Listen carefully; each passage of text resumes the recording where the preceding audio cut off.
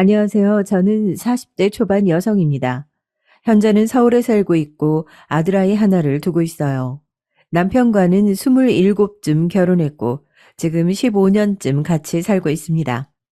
저는 집안 형편이 그다지 좋지 않아서 고등학교도 제대로 나오지 못했거든요. 제 나이 또래에선 그런 분들이 잘 없긴 해요. 그래서 매사에 자신감이 좀 없는 편이었고 누군가가 저를 좋아해 줄 거라고 한 번도 생각해 본 적이 없었습니다. 그래서 저를 좋다고 하는 남편에게 마음이 갔고 별다른 고민 없이 결혼했어요. 지금 와서 돌이켜보면 저도 저 자신에게 자신감을 좀 느끼고 다른 인생을 살아보려 노력하고 도전이라는 걸 좀 했다면 조금 더 다른 인생을 살고 있었을지도 모르죠. 지금 남편과 결혼하지 않았을 수도 있고 말입니다. 남편과 결혼한 건 후회하지만 후회하지 않아요. 물론 남편은 좋은 사람이 아니고 저는 남편 때문에 고생을 많이 했지만 제 아들을 만났잖아요.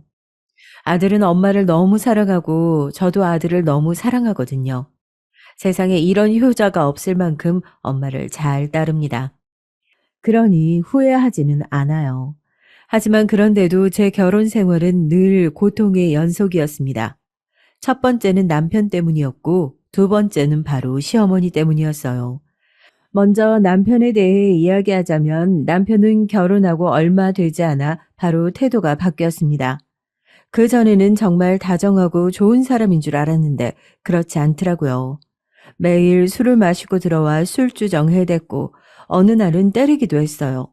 그리고 시도 때도 없이 일을 그만두고 집에서 노느라 생활비를 가져다 주지 않아서 제가 식당 일 같은 것들을 하며 생활비를 충당한 적도 많았습니다. 그런 주제에 가부장적이기까지 해서 말끝마다 여자가 여자는 하며 저를 통제하고 늘 위에 서려고 했어요. 그러다 결정적으로 사기를 당하는 바람에 우리 집까지 날려먹고 시어머니 댁으로 들어가야 했습니다. 아마 그때가 제 인생에서 가장 힘든 시기였던 것 같아요.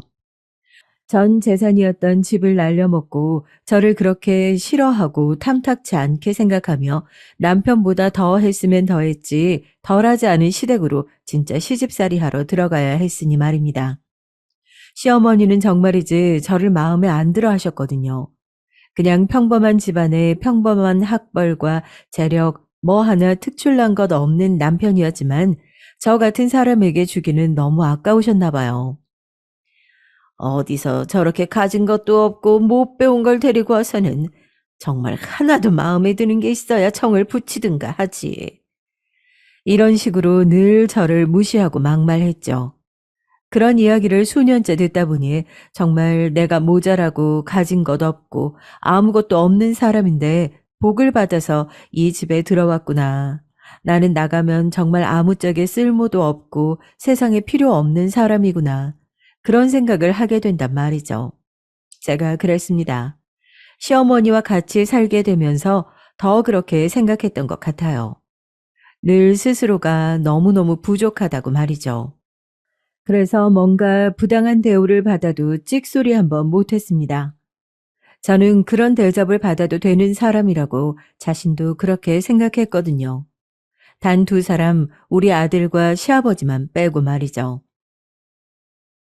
우리 엄마한테 소리 지르지 말아요. 아들아이가 그렇게 한번 소리 지르면서 할머니 밉다, 싫다, 악마 같다, 울며 불며 난리를 쳤던 적이 있어요. 그때부터는 아들아이 앞에서는 과하게 그러시진 않긴 합니다. 본인도 손주에게 악마 같은 할머니가 되는 건 싫은가 보더라고요. 작작 좀 해요. 요즘 당신같이 유난인 시어머니가 또 어딨나? 시아버지는 평소 조용조용하고 시어머니에게 길을 잘 못 펴는 타입이셨는데 간혹 그렇게 저의 편을 들어주셨죠. 물론 그럴 때면 시어머니가 버럭 소리를 지르긴 했지만 말입니다. 당신은 좀 가만히 있어요. 시아버지가 사업이 망한 이후로 시어머니에게 매일 구박받으며 사셔서 정말 길을 못 펴셨거든요. 그래서 그렇게 소리를 지르면 더 이상 말씀을 못하긴 하셨어요. 저는 그런 시아버지가 늘 안타까웠고 말입니다. 시어머니 집에 들어오고 나서는 정말 하루도 편할 날이 없었습니다. 단 하루라도 조용히 넘어가는 날이 없었어요. 몇 가지 일화를 알려드릴게요. 하루는 제가 음식의 간을 제대로 못 맞춘 날이었어요.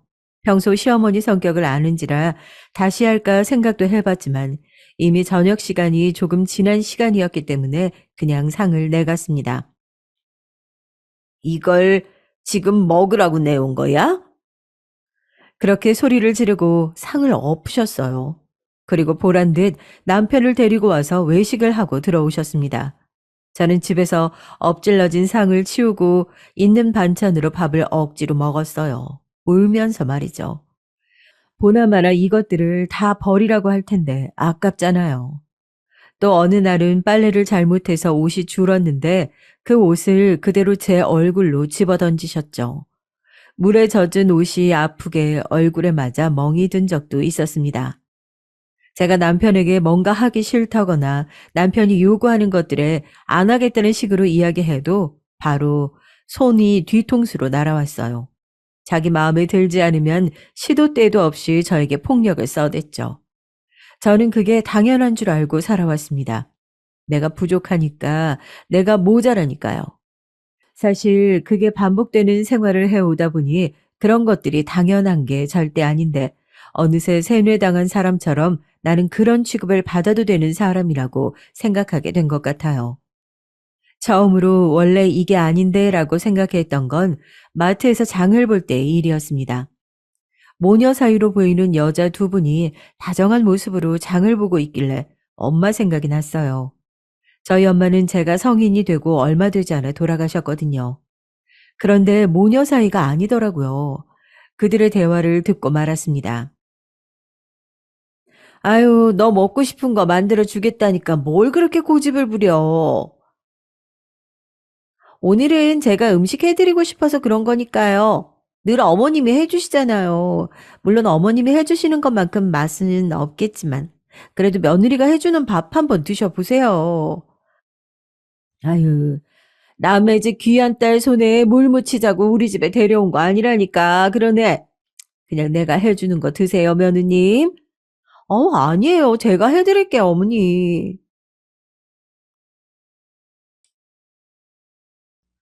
너무 다정한 모습으로 너무 다정한 대화를 나누고 있더라고요. 상상 속에서나 드라마 속에서나 존재할 것 같은 그 모습에 충격을 받고 한동안 멍하니 있었던 것 같아요. 그러다 뒤에서 저를 꾹꾹 찌르며 말을 하는 시어머니 때문에 정신이 돌아왔습니다. 너는 장 안 보고 야 여기서 멀뚱히 뭐라고 섰어? 아니 아직도 이거밖에 안 담았어? 너는 대체 제대로 하는 게 뭐냐? 응? 내가 오늘 시간 많지 않다고 빨리빨리 하라고 했지? 시어머니의 그 불호령에 죄송하다고 사과하면서도 저는 조금 전에 본 그 시어머니와 며느리가 머릿속을 떠나지 않았습니다. 그러면서 든 생각이 이거였어요. 나만 이러고 사나? 하는 건 말입니다. 집에 와서도 계속 생각이 났어요. 정말 나만 이러고 사나? 다른 집들은 다 저렇게 행복한가 하는 생각이 머릿속을 떠나지 않았습니다. 그래서 정말 오랜만에 친구들에게 연락했던 것 같아요. 사실 결혼하고 친구들과도 자주 만나지 않았거든요. 시댁에 들어와 살면서 더더욱 말입니다. 제 개인 시간을 갖게 시어머니가 저를 가만히 두지 않으셨으니까요. 야, 이게 얼마만이냐. 연락 좀 하고 살자, 제발. 근데 운주 너 고생 많이 했어? 얼굴이 왜 그래? 화장품이라곤 동네 마트에서 할인하는 제일 저렴한 것, 미용실도 머리가 너무 길어서 자를 때가 되면 가서 자르는 정도. 저에게 정말 단 하나도 투자하지 않는 저와는 달리 친구들은 예쁘고 반짝반짝 빛이 나더라고요. 예전에는 그래도 이 친구들 사이에서 제가 제일 예쁘다는 이야기도 많이 들었었는데 지금은 혼자 늙은 아줌마가 되어 있는 모습에 또 슬픈 기분이 들었습니다. 야, 그거 가스라이팅 아니야? 그게 뭔데? 요즘 사회적으로 문제가 되는 거 있어. 나 아니면 안 된다. 나 없으면 너 같은 걸 누가 받아주냐. 이러면서 멀쩡한 사람 세뇌해서 본인이 아무것도 아니게 생각하게 만드는 거. 나도 좀 그런 거 같다. 친구들이 정말 걱정하며 말해주더라고요. 요즘 그러고 사는 사람이 어디 있냐. 네 남편도 문제다. 그건 아이 교육에도 좋지 않다고 하면서요. 친구들에게 이런저런 사정을 다 이야기하는 것도 부끄러웠고, 또 혹시나 나를 무시하면 어쩌나 하는 생각이 들었던 것도 있지만, 오랜만에 친구들을 만나 그런 이야기를 하니 속도 시원하고, 또 정말 어딘가 잘못되어 가고 있다는 걸 느낄 수 있었습니다. 그리고 그날 집으로 돌아왔는데, 제 얼굴로 바로 쿠션이 날아왔어요. 너 지금 제정신이냐?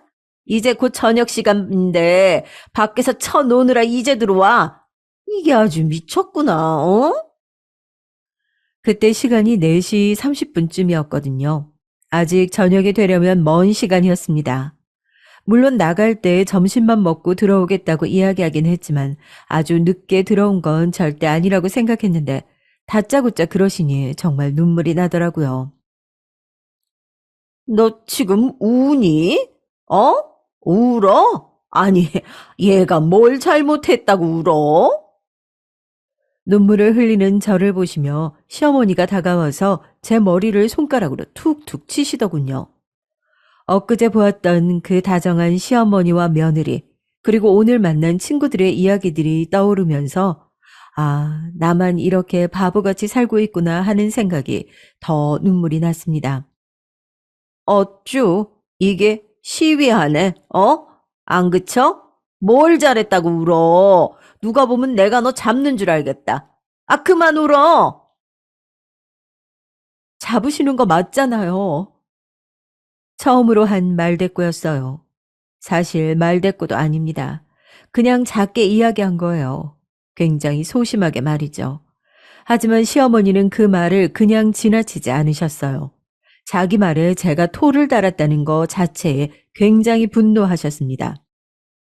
너 지금 내 말에 말대꾸했니? 시어머니는 매우 큰 목소리로 소리를 버럭 지르셨어요. 그러고는 저를 한 번 더 때리려는 듯 손을 번쩍 들을 때였습니다. 거 좀 적당히 해. 안방에 있던 시아버지가 나오시면서 말했어요. 요즘에는 시어머니가 저에게 그 어떤 짓을 하셔도 선뜻 나서서 말리거나 하지 않으셨거든요. 본인도 기력이 없으신 건지 아니면 이제 귀찮아지셨는지 아니면 저를 위해서 한마디 하면 시어머니에게 10마디를 들어야 하는 게 힘드셨는지 말입니다. 당신은 상관하지 말고 방에 들어가 있어요. 집에서 이렇게 큰 소리가 나는데 어떻게 상관을 안 하나? 아, 그럼 모른 척 하든가. 이렇게 몰상식하게 구는데 어떻게 모른 척을 해? 뭐라고요? 몰상식? 시어머니가 몰상식이라는 말에 버럭 소리를 질렀습니다. 그럼 여태껏 본인이 상식적이라고 생각하고 저에게 그런 짓을 해왔던 건지 싶어서 속으로 어이가 없었어요. 시아버지는 전에 본 적 없던 단호한 얼굴이셨습니다. 그래, 몰상식. 며느리가 좀 늦었다고. 아니, 좀 늦은 것도 아니지. 아직 4시 반밖에 안 됐는데. 몇 년 만에 처음으로 친구들 좀 만나러 갔다 온 애한테. 들어오자마자 얼굴에 물건을 집어던지고 또 그 한마디를 못 참아서 때리려고 손을 들어? 이게 몰상식한 게 아니면 뭐야? 동네 사람들 붙잡고 물어봐. 그리고 당신이 그렇게 매일 보는 그 막장 드라마 시어머니들도 당신보다는 나아. 시아버지의 그 말에 시어머니는 잠시 당황한 듯 보였어요. 그런 모습을 보여주신 게 일단 제가 보기로는 처음이긴 했거든요. 당장 그 손 못 내려? 어디 사람을 때리려 들어? 시어머니는 시아버지의 그 말에 기가 눌렸는지 일단 손을 내리더군요. 그리고는 뭐라 중얼중얼거리며 안방으로 들어갔습니다. 그런 저에게 시아버지가 다가왔어요. 내가 잘 말해볼마. 너도 언제까지 이러고 살 수는 없잖니. 감사합니다. 감사합니다, 아버님. 정말 눈물이 나게 감사하더라고요. 제 편이 있다는 생각이 들었습니다. 요즘은 남편조차 제가 시어머니에게 이런 취급을 받는 걸 모른 척 해왔거든요. 그날 이후 시어머니는 시아버지 앞에서 조금 조심하는 듯 했어요. 그렇다고 저에게 구박하지 않거나 덜 괴롭히는 건 아니었습니다. 시아버지가 없을 때는 여전했으니까 말입니다. 그래도 사람 마음이라는 게 내 편이 있다는 생각이 드니 조금 든든해지고 그전보다 견딜만해지고 그렇더라고요. 그래서 그전보단 훨씬 나은 기분이었던 것 같아요. 그리고 그날 친구들을 보며 든 생각이 한 가지 더 있었습니다. 제가 저를 위해서 너무 돈을 안 쓰고 살았다는 건 말입니다. 물론 남편 월급은 남편 본인이 관리하고 다달이 저에게 생활비를 주고 있었기 때문에 돈을 모으거나 저를 위해서 쓸 수는 없었어요. 그래서 작게 아르바이트라도 하기 위해 이곳저곳을 알아봤습니다. 집을 비우는 건 시어머니와 아들 때문에 안 됐고 과도하게 시간이 많이 드는 일도 무리였어요. 그래서 열심히 고민해 본 결과 저는 원래 어렸을 때부터 손재주가 참 좋았거든요. 그래서 뭐든 만드는 걸 참 잘했어요. 그런데 조금 찾아보니까 요즘 열쇠고리 같은 것들이 유행이더라고요. 투명하게 굳은 재를 이용해서 그걸 예쁘게 꾸며서 파는 사람들이 있는 것 같았습니다. 조금 찾아보니 재료만 있으면 시작하기 어려울 것 같지 않더라고요. 재료들을 사서 시어머니 몰래 하나 둘 만들어 팔기 시작했죠. 생각보다 어렵진 않더라고요. 그리고 요즘은 그런 걸 사고 팔 수 있는 사이트들도 많고 말이죠. 초반에는 아주 봐주지 않았는데 하나 둘 팔리기 시작하더니 어느새 하루에 4-5개씩은 팔렸어요. 큰 돈은 아니지만 제 용돈으로 쓰기에 충분했습니다. 시간도 오래 걸리지 않아서 집안일 하는 거에 크게 무리도 없었고 말이죠. 처음으로 백화점에 가서 화장품을 보고 또 홈쇼핑이나 시장이 아닌 곳에서도 옷을 사봤어요. 미용실에 가서 머리도 해봤습니다. 그런 변화들이 나타나니 시어머니가 어느 날 묻더군요. 너 요즘 바람 났냐? 뭘 그렇게 찍어 바르고 못 보던 옷들이 보이고 그래? 돈은 다 어디서 났어? 제가 돈이 어디서 나요? 애비가 한 달에 생활비 얼마 주는지 누구보다 잘 아시잖아요. 그리고 그 사람이 저 딴주머니 찰 만큼 돈을 더 줄 사람이에요? 시어머니는 그 누구보다 잘 알고 있었거든요. 남편이 그럴 사람이 아니라는 것을 말이죠. 그런데 제가 집을 비우고 어딜 나가는 것도 아니고, 그런데 못 보던 물건들은 자꾸 생기고 소비가 느는 것 같으니 궁금하긴 했을 겁니다. 하도 의심의 눈초리로 보길래 거짓말을 했어요. 저번에 친구들 만났는데 저보고 그만 궁상맞게 살라면서 이것저것 선물해 주는 거예요. 자기 안 입는 옷들도 주고. 네가 거지냐? 어? 왜 그런 곳에 나가서 그런 취급을 받아? 네 남편 체면 깎이게. 저를 걱정해 주는 말이 아니었죠. 그냥 제가 그런 곳에 나가 없어 보이면 남편이 욕을 먹으니 그걸 걱정한 거였습니다. 없다고 하소연한 건 아닌데 친구들이 보기에 제가 불쌍해 보였나 보죠, 뭐. 그냥 그러고 말았어요. 시어머니도 더 이상 말을 하진 않더군요. 뭐 제가 그렇게 살고 있는 것도 사실이고 그렇다고 자기가 해줄 것도 아니니까요. 어느 정도 저금도 할 수 있고 제가 만든 열쇠고리를 잘 쓴다는 사람들의 후기를 읽으면서 소소하게 인생의 즐거움들이 생겨가고 있었어요. 물론 여전히 시어머니는 저를 괴롭혔지만 그래도 이 정도면 그 전보다 숨쉴 구멍이라도 있으니 살만하다고 생각하고 있던 무렵이었습니다. 남편이 며칠째 집에 들어오지 않았어요. 아무리 남보다 못한 사이처럼 산다고 하더라도 그래도 남편인데 그 정도는 걱정이 되잖아요. 그래서 전화도 해보고 문자도 넣어봤지만 연락이 되질 않았습니다. 그런데 시어머니는 아무 걱정이 없으신 것 같더라고요. 자기 아들이 며칠째 집에 들어오지 않는데 아무 걱정을 하지 않는 것을 보고 뭔가 아는 게 있는가 싶어서 물었어요. 어머니, 애비 어디 있는지 아세요? 제 그 질문에 시어머니는 화들짝 놀라더라고요. 그렇게 당황한 모습은 처음 봤던 것 같아요. 그걸 왜 나한테 묻냐? 아니, 애비가 며칠째 안 들어오는데 어머님은 아무 말이 없으시길래 혹시 뭐 들은 게 있어서 그러신 건가 싶어서요. 들은 게 있긴 뭐가 있어. 그냥 바깥일 하는 애 무슨 일이 있나 보다 하는 거지. 얘는 생사람을 잡네. 과하게 반응하시는 게 분명 뭔가 있는 듯 했습니다. 하지만 더 묻지는 않았어요. 어차피 다 이야기해주지 않을 것 같았으니까요.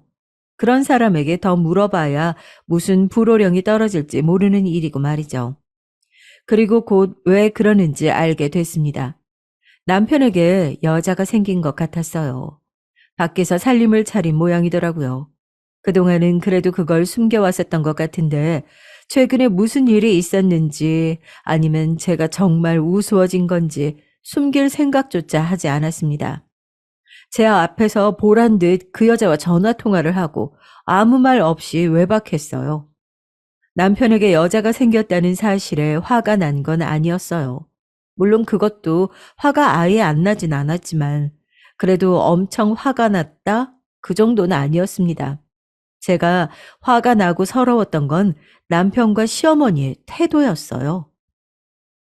그래, 나 여자 생겼는데 뭐? 네가 어쩔 건데? 뭐 이혼하려고? 다른 여자가 있는데도 너 같은 애랑 살아주는 걸 고맙다고 생각해. 누가 너 같은 애를 데리고 살아주니? 그 뻔뻔하고 당당한 태도였습니다. 잘못은 자기가 해놓고 전혀 단 하나도 미안해하지 않는 그 태도 말이죠. 사람을 사람 취급을 하지 않는구나. 그 점에서 정말로 말로 표현할 수 없는 서러움이 밀려왔습니다. 싸울 의지도 안 생기더군요. 그냥 이 사람들에게 나는 인간도 뭣도 아니구나 하는 생각이 드니까 그냥 이곳을 벗어나야겠다 생각만 들었습니다. 그래서 친구에게 도움을 청했어요. 집에서 10년이 넘는 세월 동안 살림만 하고 특히 저같이 산 사람은 정말 아는 게 하나도 없었거든요. 나는 네가 그 지옥에서 벗어날 수 있다면 내가 할 수 있는 도움은 다 줄게. 끝까지 응원할 거야. 친구는 그렇게 말해주며 저에게 변호사 한 분을 소개해 줬습니다. 그분은 수임료도 아주 최소로 받으셨어요. 나중에 여유가 되면 더 달라고 웃으면서 말씀하셨습니다. 최대한 증거를 많이 모으세요. 지금 은주 씨 이야기 들어보니까 은주 씨 앞에서 아무렇지 않게 내연녀에 대해 이야기하고 또 시어머니도 아무렇지 않게 학대하는 것 같은데 최대한 그런 것들을 녹음하던 아니면 문자 같은 거 남겨주든 다 남겨두셔야 합니다. 그리고 저에게 바로 주시면 제가 알아서 하겠습니다. 저는 그 말을 아주 잘 들었어요. 남편과 시어머니는 단 한 번도 제가 이 집을 떠날 생각을 하고 있다는 의심조차 하지 않았죠. 그들에게 저는 그런 사람이었습니다. 막대해도 감히 이 집을 떠날 생각을 단 하나도 하지 못하는 바보, 머저리요. 전에는 엄청나게 서럽기만 했던 그 점이 지금은 오히려 증거를 모을 수 있어 아주 좋은 점이었어요.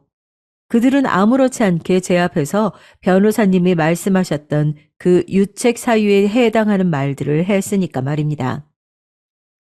내가 다른 여자가 생긴 건 다 당신 탓이야. 그렇게 하루 종일 집에서 밥이나 하고 자기 꾸미지도 않고 아줌마처럼 늙어가지고 그런 여자를 보고 어떤 남자가 마음이 동하냐? 내가 꾸밀 시간이나 여유를 줬어? 한 달에 정해진 생활비로 그것도 빠듯하게 주고 어디에 썼는지까지 보고받으면서 내가 어떻게 꾸미고 살아? 야, 남들은 그래도 다 아껴가면서 잘만 살더라. 한 달에 30만 원 주는 걸로 어떻게 그렇게 사냐? 내가 너무 화가 나서 버럭 소리를 질렀더니 시어머니가 방 안으로 들어왔어요. 이 년이 보자 하니까 지 주제도 모르고 지 남편한테 소리를 질러? 너같이 아무 쓸모없는 년 먹이고 재워주면서 데리고 살아주는 것만으로도 감사하다고 해야지. 어디서 남편한테 말댔고요? 제가 그냥 사는 거 아니잖아요. 저도 집안일 하고 애 키우고 다 하잖아요. 시어머니의 손이 제 볼로 날아들었습니다. 짝 하는 아주 큰 소리가 울려 퍼졌어요. 이 년이 또 맞을 짓만 하지, 어디서 말댔고야? 운동을 하러 갔던 시아버지가 집으로 들어오기 전까지 시어머니의 막말과 폭력은 계속됐습니다. 그리고 그 모든 대화의 내용은 고스란히 녹음이 됐어요. 이 정도면 충분하겠네요. 아니, 충분하고도 남음이 있어요. 그리고 그동안 생활비는 계좌로 받으셨죠? 그 내역도 저한테 주세요. 본격적으로 이혼 소송 준비에 들어갔습니다. 그간 모아온 자료들을 세세하게 검토한 변호사분은 제가 남편에게뿐만 아니라 시어머니에게도 정신적, 신체적 피해 보상금을 받을 수 있을 것 같다고 하시더군요. 그리고 저는 서울 변두리에 작은 방 한 칸을 얻었어요. 월세로 말입니다. 그리고 아들에게는 미리 말했습니다. 엄마는 아빠와 이혼 소송을 준비 중이고, 그리고 곧 이 집에서도 나갈 거니까 너도 준비하고 있으라고 말이죠. 난 무조건 엄마 따라갈 거야. 그리고 무조건 엄마 편이야. 아들의 그 말에 힘이 났습니다. 최대한 아들이 모르게 하려고 해왔다고 하지만 어떻게 모를 수가 있었겠어요. 알면서 숨죽이고 방 한쪽에 몸을 수그리고 있었을 아들을 생각하니 눈물이 앞을 가렸어요. 그리고 때를 기다렸습니다. 바로 집을 나올 때 말이죠. 그리고 얼마 지나지 않아 바로 그때가 왔어요. 남편이 그 상간녀를 집으로 데려온 것입니다. 제가 없는 사이 말이죠. 아들을 학원에 보내놓고 집으로 들어왔는데 웬 모르는 여자와 시어머니가 다정하게 이야기를 나누고 있더라고요. 제가 들어서는 걸 보고도 남편은 전혀 놀라지도 않길래 처음에는 시어머니 손님인가 했어요. 뭐 그렇게 일찍 와? 남편이 그렇게 이야기하더군요. 남편의 그 아는 척에 상간녀가 저를 돌아봤습니다. 저보다 한 67살은 어려 보이는 여자분이었어요. 딱히 인물이 엄청 좋다기보다는 자신을 굉장히 잘 꾸미고 다니는 여자분이었습니다. 화장도 진했고 말이죠.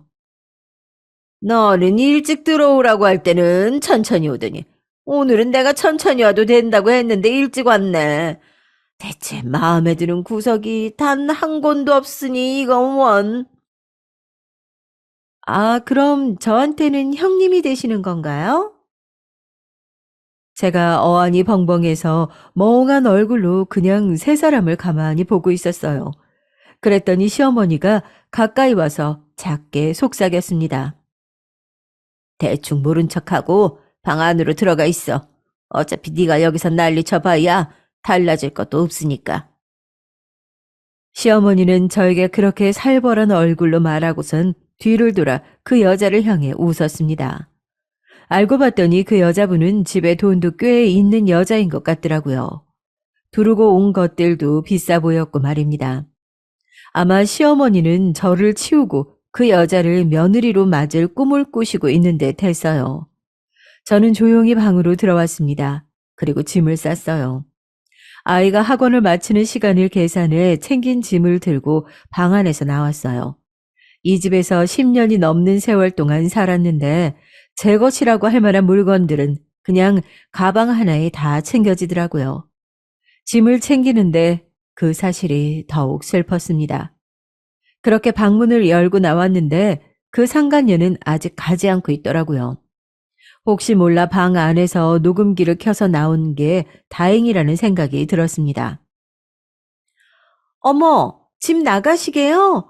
그러실 필요 없어요. 저는 오빠랑 결혼할 생각은 없거든요. 제가 챙겨 나온 짐에 시어머니와 남편이 놀랐다가 그 상간녀의 말에 2차로 놀란 듯 상간녀를 바라봤습니다. 저기, 나랑 결혼할 생각이 없다고? 당연하지. 전에도 말했잖아. 아, 그거야 내가 마누라가 있어서 한 말 아니었어? 정리하면 해결될 문제잖아. 오빠, 내가 뭐가 모자라서 애 딸린 이혼남이랑 결혼을 해. 나 그러면 부모님께 재산상속 하나도 못 받아. 가만히 이야기를 듣고 있던 시어머니가 말을 보탰습니다. 아이, 그러면 우리 아들을 왜 만나는 거니? 저한테 설설 기면서 잘해주는 게 귀엽잖아요. 상간녀의 그 말에 그녀를 제외한 모든 사람이 할 말을 잃었습니다. 웃음이 나더군요. 저런 취급을 받으면서 떠받들듯 모셨는데 정작 자신을 장난감으로 생각하는 여자에게 남편이 휘둘렸다는 사실이 말입니다. 저는 상관하지 않고 현관 쪽으로 걸어갔어요. 아니, 나가실 필요 없다니까요? 나 이 꼴 다 보고도 참고 살면 그게 정말 멍청한 게 아닐까요? 제 말에 상간녀는 잠시 생각하더니 고개를 끄덕였습니다. 하긴 바람난 여자 집으로 불러들인 오빠 어머니도 제정신은 아닌 것 같네요. 그렇지? 남편은 상간녀의 그 말에 찍소리도 못하고 뭔가 생각하는 듯 앉아 있더군요. 저에게는 손부터 들었을 사람이 말입니다. 당황했던 시어머니가 저를 향해 걸어오는데 저는 그냥 그대로 나왔어요. 그 뒤로 저를 향해 악을 쓰는 시어머니의 목소리가 들려왔죠. 야, 이년아, 너 지금 나가면 정말 가만히 안 둬? 어?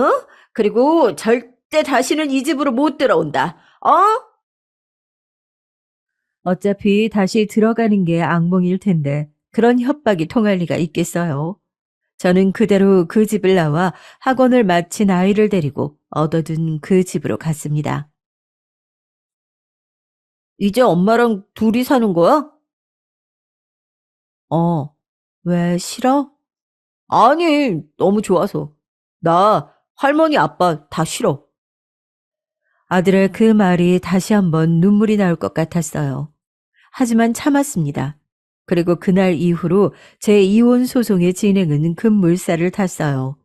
그동안 시어머니에게 맞았던 것들도 증거로 남긴 것들이 많아서 이혼 소송 외에 시어머니에 대한 소송도 따로 진행할 수 있다고 하더군요.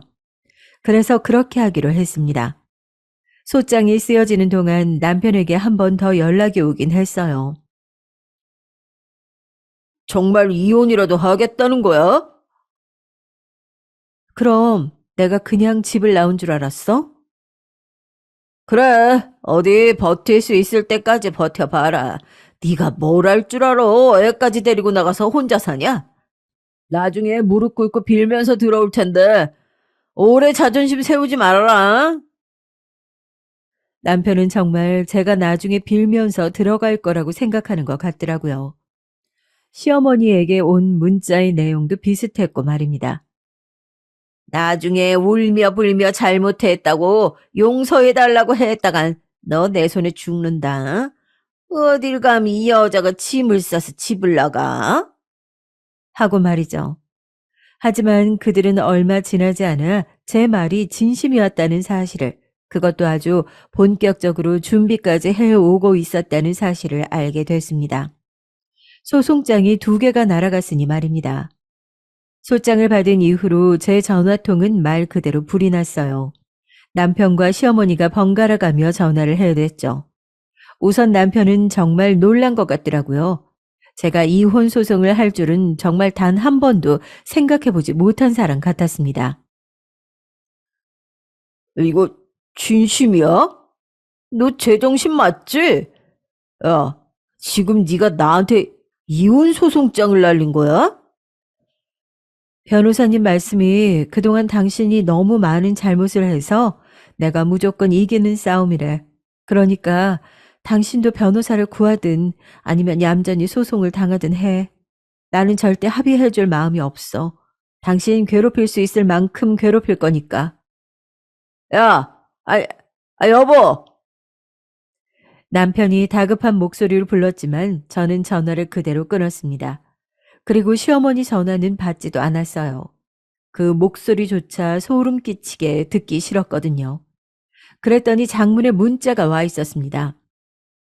야, 이년아, 네가 지금 제정신이야? 빌어도 용서해 줄까 말까 한 판국에 감히 시어머니를 소송을 해? 구구절절 욕뿐인 문자였어요.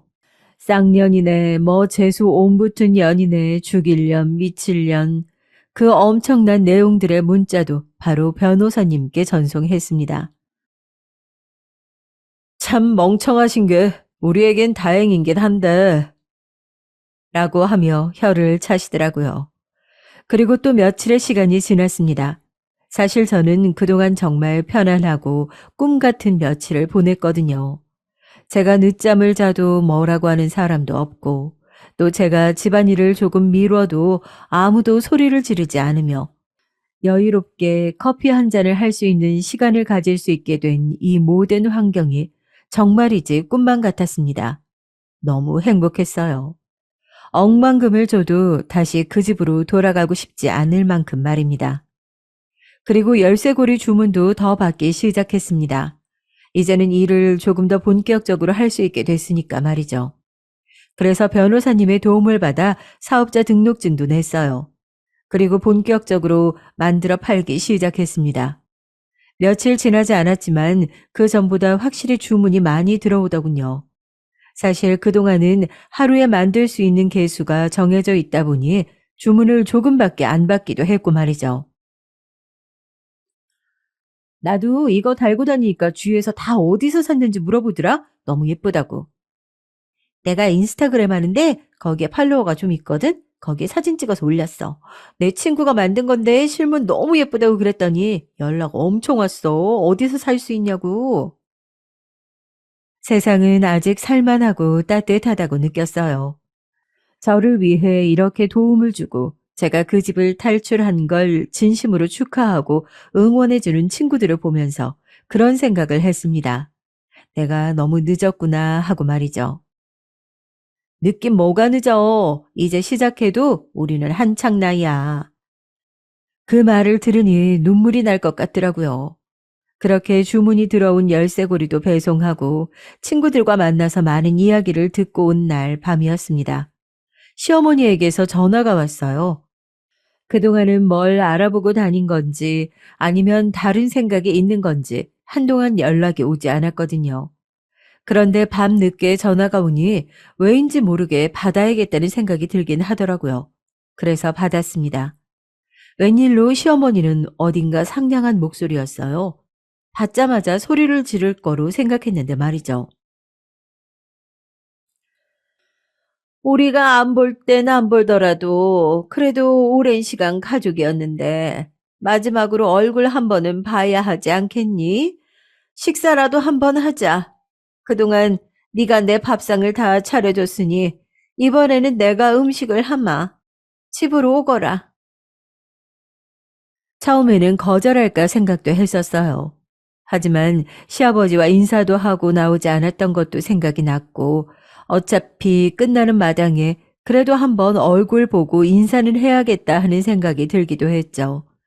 게다가 시어머니가 저렇게까지 제발 밥이라도 한번 먹어달라는데 그것까지 거절하긴 조금 그렇긴 하더라고요.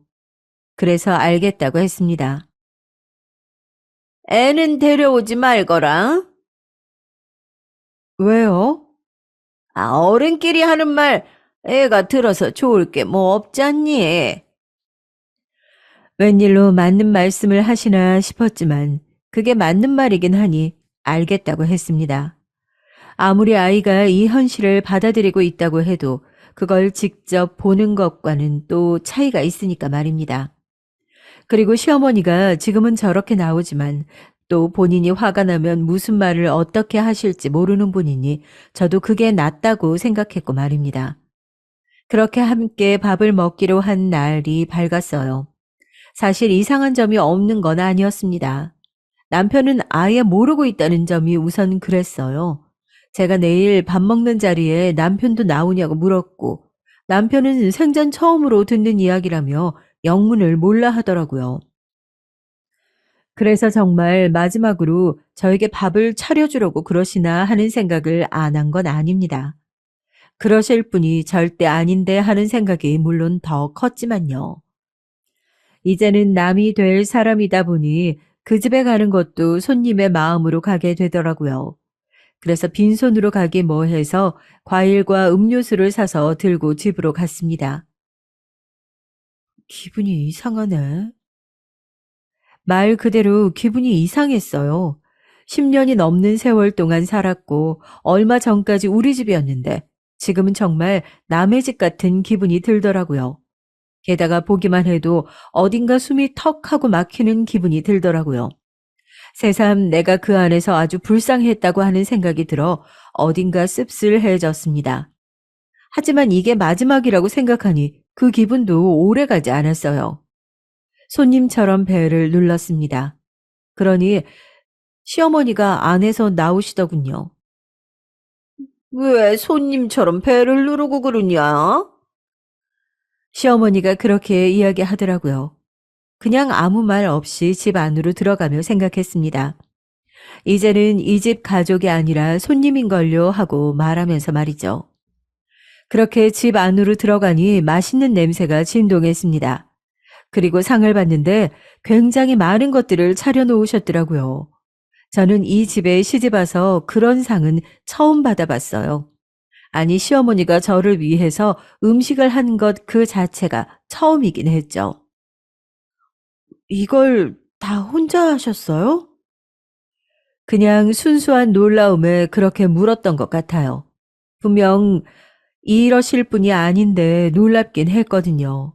그랬더니 시어머니는 상당히 상냥한 얼굴과 말투로 웃으면서 그렇다고 하더라고요. 사실 저는 사람이 한순간에 그렇게 변하는 게 가능하다고 생각하지 않았거든요. 제가 오랫동안 봐온 시어머니는 더더욱 그랬고 말이죠. 그래서 그냥 소송을 취하해 달라고 부탁하려는 거거나 혹은 다시 집으로 들어오라는 말을 할 줄 알았습니다. 그리고 어느 정도는 그 예상이 맞긴 했어요. 그 소송 다 취하하고 다시 집으로 돌아올 수는 없는 거니? 내 손주도 내가 못 보고 살 수는 없고, 또 내가 반성도 하고 있다. 그리고 애비도 그 여자랑 헤어졌대. 나중에 알게 된 사실이지만 남편은 그 여자랑 헤어진 게 아니라 일방적으로 차인 거긴 했습니다. 제가 이혼 소송을 했다는 사실을 알게 된 그 상간녀는 바로 남편을 찾다고 해요. 자기는 남편과 결혼하거나 미래를 꿈꿨던 적이 단 한 번도 없다면서 말이죠. 이제 끈떨어진 이혼남이 된 거죠. 저는 시어머니의 그 말에 조용히 고개를 저었습니다. 이렇게 한 번에 모든 걸 용서하고 다시 들어올 생각이었으면 그렇게 나가지도 않았어요. 저는 수백 번, 수천 번, 아니 수만 번 생각하고 내린 결정입니다. 그리고 오늘 이 집으로 오면서 다시 한번 절대 돌아올 수 없겠구나 깨달았어요. 밖에서 보는데도 숨이 막히더라고요. 제가 그동안 이 지옥 같은 곳에서 어떻게 살았나 싶을 정도로 말이에요. 사실 제가 이렇게 이야기하면 시어머니가 바로 소리를 지를 줄 알았거든요. 그걸 감수하고 이야기한 거였어요. 다시 돌아오지 않겠다는 것을 확실하게 하려고 말이죠. 하지만 시어머니는 제 예상과 달리 소리를 지르거나 뭔가를 던지거나 하지 않았어요. 그냥 가만히 이야기를 듣고 있더니 자리에서 벌떡 일어섰습니다. 국 다 됐겠다. 일단 밥부터 먹자. 정말 평소와는 다른 모습에 고개를 갸웃하는 사이 현관 도어락이 눌리는 소리가 들리더니 시아버지가 들어오셨습니다. 운동을 하고 들어온 것 같은 차림새였어요. 시아버지가 저를 보고 화들짝 놀라시더군요. 네가 왜 거기 있냐? 뭐 집을 나가긴 했지만 그래도 못 볼 사람을 본 것 같은, 그러니까 마치 귀신을 본 것 같은 시아버지의 그 태도에 오히려 놀란 건 저였습니다. 그렇게 어벙벙한 얼굴로 말했어요. 어머님이 마지막으로 밥 한 끼 하자고 하셔서 왔어요. 아버님도 같이 드세요. 그때 주방에서 국을 들고 나오던 시어머니가 시아버지를 발견했어요. 그리고 시어머니가 놀란 듯 물었습니다. 아니, 당신 오늘 저녁 먹고 온다더니? 그거 취소돼서 일찍 왔는데, 당신 지금 시아버지가 뭔가를 말하려고 했고 시어머니가 그런 시아버지를 가로막고 제 앞에 국그릇을 탁 하고 내려놨어요. 당신 밥 먹을 거 아니면 방으로 들어가 있어요. 그리고 단호한 말투로 그렇게 말했습니다. 저는 이 모든 상황이 이상하긴 했어요. 시아버지가 들어올 수도 있지. 시어머니가 이렇게 놀라는 것도, 저를 귀신 본 듯 바라본 시아버지도 그렇고, 그리고 제 앞에 국그릇을 두는 시어머니를 보고 기함하는 표정을 짓는 시아버지도 말입니다. 네가 좋아하는 쑥국 했다. 어머니는 이거 안 좋아하시잖아요. 결혼하고 얼마 되지 않아서 쑥국을 끓였다가 뒤통수를 맞은 기억이 있거든요. 너는 시어머니 식성 하나도 아직 파악이 덜 됐냐면서 말이죠. 그 이후로는 좋아하지만 구경도 못 해본 쑥국이었습니다. 너 먹으라고 했어. 먹어. 꼭꼭 씹어 먹어라. 많이 먹어. 그렇게 말하며 웃는 시어머니를 보며 한술 뜨려고 했어요. 본인이 안 먹는 음식을 저를 위해서 했다는데 안 먹을 수 없잖아요. 제가 시어머니를 싫어하고 말고는 떠나 그건 기본적인 예의의 문제니까요. 그런데 그 순간이었어요. 아가야, 안 된다. 시아버지가 그렇게 소리를 지르며 순식간에 다가와 그대로 밥상을 엎었습니다. 저는 순간 너무 놀라 숟가락을 든 채 굳었어요. 그리고 그건 시어머니도 마찬가지였습니다. 당신 이게 뭐 하는 짓이야? 시어머니가 소리를 질렀고 제가 영문을 모르고 있는 사이 시아버지는 제 손에 들린 숟가락마저 쳐냈어요. 그러고는 말했습니다. 여기에 뭐 넣었는지 내가 모를 줄 알아? 시아버지는 그 말에 시어머니가 그 자리에서 굳었습니다. 그리고 제 머리가 하얗게 변했어요. 며느라기 죽이려고 독약 탄 거 내가 모를 줄 아느냐고? 저는 정말 놀라서 그 뒤로는 기억이 잘 나지 않아요. 그냥 제가 이성을 잃고 쓰러졌다는 기억과 그런 저를 시아버지가 119에 신고했으며 눈을 뜨니 눈앞에는 하얀 천장이 보였습니다. 응급실이었어요. 오늘 일어난 일이 꿈이 아닌 현실이라는 점에서 한번 충격을 받았습니다. 그 일이 진짜라는 것에 말입니다. 그리고 차례대로 의사와 경찰이 왔어요. 드시지 않았다고 이야기는 들었는데 그래도 혹시 몰라서 검사는 다 진행했습니다. 단순히 충격으로 쓰러지신 것 같으니까 이거 수액 다 맞으시면 퇴원하셔도 될 겁니다. 퇴원하시면 바로 같이 좀 가주셔야 할 것 같습니다. 거기서 증언을 좀 해주셔야 할 것 같아요. 119에 신고하면서 시아버지가 소방관에게 제가 혹시나 독을 먹었을 수도 있다고 이야기했고 그 말을 들은 소방관이 경찰에 신고한 모양이더라고요. 그 결과 시어머니는 그대로 현행범으로 잡혀가셨고 말입니다.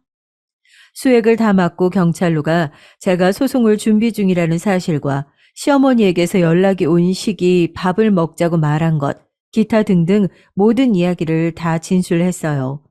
진술 시간만 몇 시간이 걸렸습니다. 그러고는 경찰서를 나왔습니다. 시아버지가 입구에서 저를 기다리고 계시더군요. 미안하다, 아가. 그리고 저에게 고개 숙여 사과하셨습니다. 사실 저도 정신이 없긴 했지만 그런 시아버지에게까지 화를 내고 싶지 않아서 살려주셔서 감사하다고만 말하고 돌아 나왔어요. 시어머니는 징역을 살게 됐고 그 사이에 남편에게서 여러 번 탄원서를 써달라는 부탁을 받았지만 쓰지 않았습니다. 시어머니는 살인 미수로 형을 살게 되셨고 당연히 제 이혼도 바로 성립이 됐어요. 저는 꽤 상당한 양의 재산 분할과 위자료를 받을 수 있었습니다. 당연히 양육권도 제가 갖게 됐고 말이죠. 아이가 알게 될까 두려워 사실 그 누구에게도 말은 하지 않았어요. 제 입으로는 말이죠. 하지만 이런 일은 어디서들 그렇게 듣고 소문이 나는지 주변에선 다들 아시더라고요. 그래서 저와 아들은 경기도 외곽으로 이사를 했습니다. 아무도 저희 모자를 모르는 곳으로 말이에요. 그리고 지금은 조용히 잘 살고 있어요. 아이도 새로운 학교에 굉장히 적응을 잘 하고 있고 저도 분할받은 재산과 위자료로 집을 얻었습니다. 경기도라 꽤 괜찮은 집을 구할 수 있었어요. 서울이면 택도 없었을 텐데 말이죠. 그리고 열쇠고리도 꽤 잘 팔리고 있어요. 생활비와 아이를 양육하고도 남을 만큼 말이죠. 물론 대단히 큰 금액은 아니지만 말입니다. 물론 그 사건의 충격이 완전히 지어진 건 아니에요. 아직도 자다가 벌떡 깨기도 하고 꿈에 저를 죽이려는 시어머니가 나오기도 해요. 하지만 대부분의 날은 조용히 평화롭게 지내고 있습니다. 그 전과 비교하면 꿈과 같은 생활을 하면서 말이죠. 제 이야기는 여기까지입니다. 시어머니는 그 안에서도 이거 달라 저거 달라 요구가 많아 시아버지가 고생하신다고 들었어요. 이제는 저와 상관없는 이야기지만요. 남편도 소문이 다 나는 바람에 직장을 옮겨야 했고 시아버지는 조금 안 된 기분이 들지만 남편은 업보라고 생각합니다. 그게 맞고요. 이제 정말 이야기를 마쳐야겠네요. 어떻게 들으셨는지 모르겠어요. 정말 막장보다 더 막장 드라마 같은 이야기죠? 이런 일이 현실에도 있더라고요. 긴 이야기 들어주셔서 감사합니다. 감기 조심하세요. 정말 이렇게 살다가는 화병에 저도 오래 못 버틸 것 같은 마음에 누구라도 붙잡고 하소연이라도 해보려고 사연을 보냈어요. 요즘 왜 이리 나이 들면 들수록 주변에 말도 못하고 혼자 감내해야 할 일이 많은 걸까요? 제가 겪은 힘듦보다 저 사실이 더 저를 괴롭게 하는 것 같아요. 저는 인천에 살고 있는 40대 주부예요. 맨날 입버릇처럼 살기 힘들다, 고민이 많다는 사람들 말 듣는 게 싫어서 피해 다니는 편이었는데 제가 그런 모양새가 되니까 좀 이해가 가요. 나도 살기 바쁜데 왜 저렇게들 말하고 다니고 공감받길 원하나 했었거든요. 근데 저도 이제 주변 친구나 엄마들한테 그럭저럭 하소연을 하게 되더군요. 다름 아닌 우리 남편과 시댁, 진짜 그놈의 미친 시댁 때문에 못 견디겠거든요. 제가 좀 짧게 줄여서 말을 해보자면 우리 시댁은 그렇게 넉넉하지도 않은데 허영만 가득한 집이에요. 그래서 뭐든 명품으로 사야 되고 뭘 부르던 간에 돈을 크게 부르시는 분들이거든요. 그나마 좀 나은 게 있다면 저한테 직접적으로 어머님, 아버님이 뭘 요구하시는 건 없다는 거예요. 특히 어머님은 그나마 좀 깨어있으신 분이셨어요. 적어도 고부 갈등 쪽으로는 말이에요. 나는 우리 며느리한테 바라는 게 없어. 이 정도면 잘 얻었지 뭐. 솔직히 우리 성준이 말고 이렇게 나머지 녀석들이 시집장가들 안 갈지 몰랐지. 그러니 한 녀석만이라도 간 게 어디냐? 나이 먹어서 이렇게 자식들 옹기종기 데리고 사는 거 진짜 사람들한테 흉이고 창피야. 아유, 왜 이렇게들 안 나가는지 모르겠다. 이렇게 말씀을 해주시는 건 감사하긴 한데 왜 어머님이 멀쩡한 것 같으면 나머지 주변 사람들이 저를 가만히 못 놔둬서들 안달인 걸까요? 시댁은 그다지 넓지도 않은 30평대의 집에 아버님과 어머님 그리고 아주버님, 시누이 이렇게 5식구가 살고 있었어요. 심지어 막내 시누는 30대가 넘었고 아주버님은 40대 중반이시거든요. 나이가 들 만큼 들어있는 자식들과 계속 살고 계시는 거예요. 시부모님은 6, 70대이시고요. 그 사이에 껴있는 우리 남편은 대체 어디서 그런 몹쓸 효자병에 걸렸는지 모르겠더라고요. 우리 엄마 아빠 고생 진짜 많이 하셨어. 내가 제대로 책임져 드려야지. 그리고 형이랑 동생들도 아무도 결혼을 안 하고 있잖아. 우리 미선이가 제대로 손녀 역할을 해야 해. 그러면서 어찌나 호들갑을 떨어대던지 우리 애 태어났을 때부터 돌잔치하며 하나하나 아주버님과 시누이들이 얼마나 하나하나 간섭을 해댔는지 몰라요. 그걸 또 남편은 보고 있더라고요. 우리 형이나 동생들은 자식이 없고 조카가 얘 달랑 하나뿐이잖아. 얼마나 귀하겠어. 예뻐서 그러는 건데 당신이 좀 이해해봐. 나도 처남네 애 태어났을 때 그렇게 축하해줬잖아. 남편은 제 사촌 남동생 돌잔치에 가서 30만 원을 내고 온 것을 그렇게 생색을 내더라고요. 오죽하면 이 사실을 지네 집, 그러니까 시댁 갔을 때에도 거들먹거리면서 자랑을 하는 거예요. 그쪽 처남이 아들 하나밖에 없는 집이더라, 엄마. 그래서 그런지 손님도 많지 않았어. 내가 그나마 사촌 매형으로 크게 좀 쐈지. 이 사람 기 좀 살려주고 말이야. 누가 보면 무슨 한 몇백만 원 내주고 온 줄 알겠어요. 그날 갔었던 사람은 본인 혼자만이 아니라 저도 있었고요. 우리 애도 있었거든요. 세 식구 가서 보통 10만 원이 평균이긴 한데 거기서 30만 원 낸 거면 많기는 하다고 생각해요. 그런데도 그걸 그렇게 몇 달 내내 생각날 때마다 계속 곱씹을 정도로 그리 대단한 금액인지는 잘 모르겠더라고요. 그러면서 또 어머님은 마냥 듣고 계시면서 본인 아들 칭찬을 하시는데 제가 뭐 불쾌할 만한 건 없었지만 어쨌든 이런 흐름이 싫었어요. 네가 제대로 그 집 사위 노릇하고 왔네. 그래, 그렇게 해야 어른들한테 칭찬받고 가정을 편하게 하는 거다. 누구든 그런 역할을 해야지, 그럼.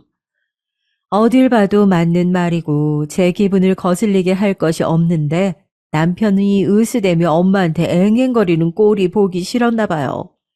그런 얘기를 하면 또 아주버님은 옆에서 은근히 꼬집어대면서 자기 동생에 대한 열등감을 이상하게 표현하더라고요.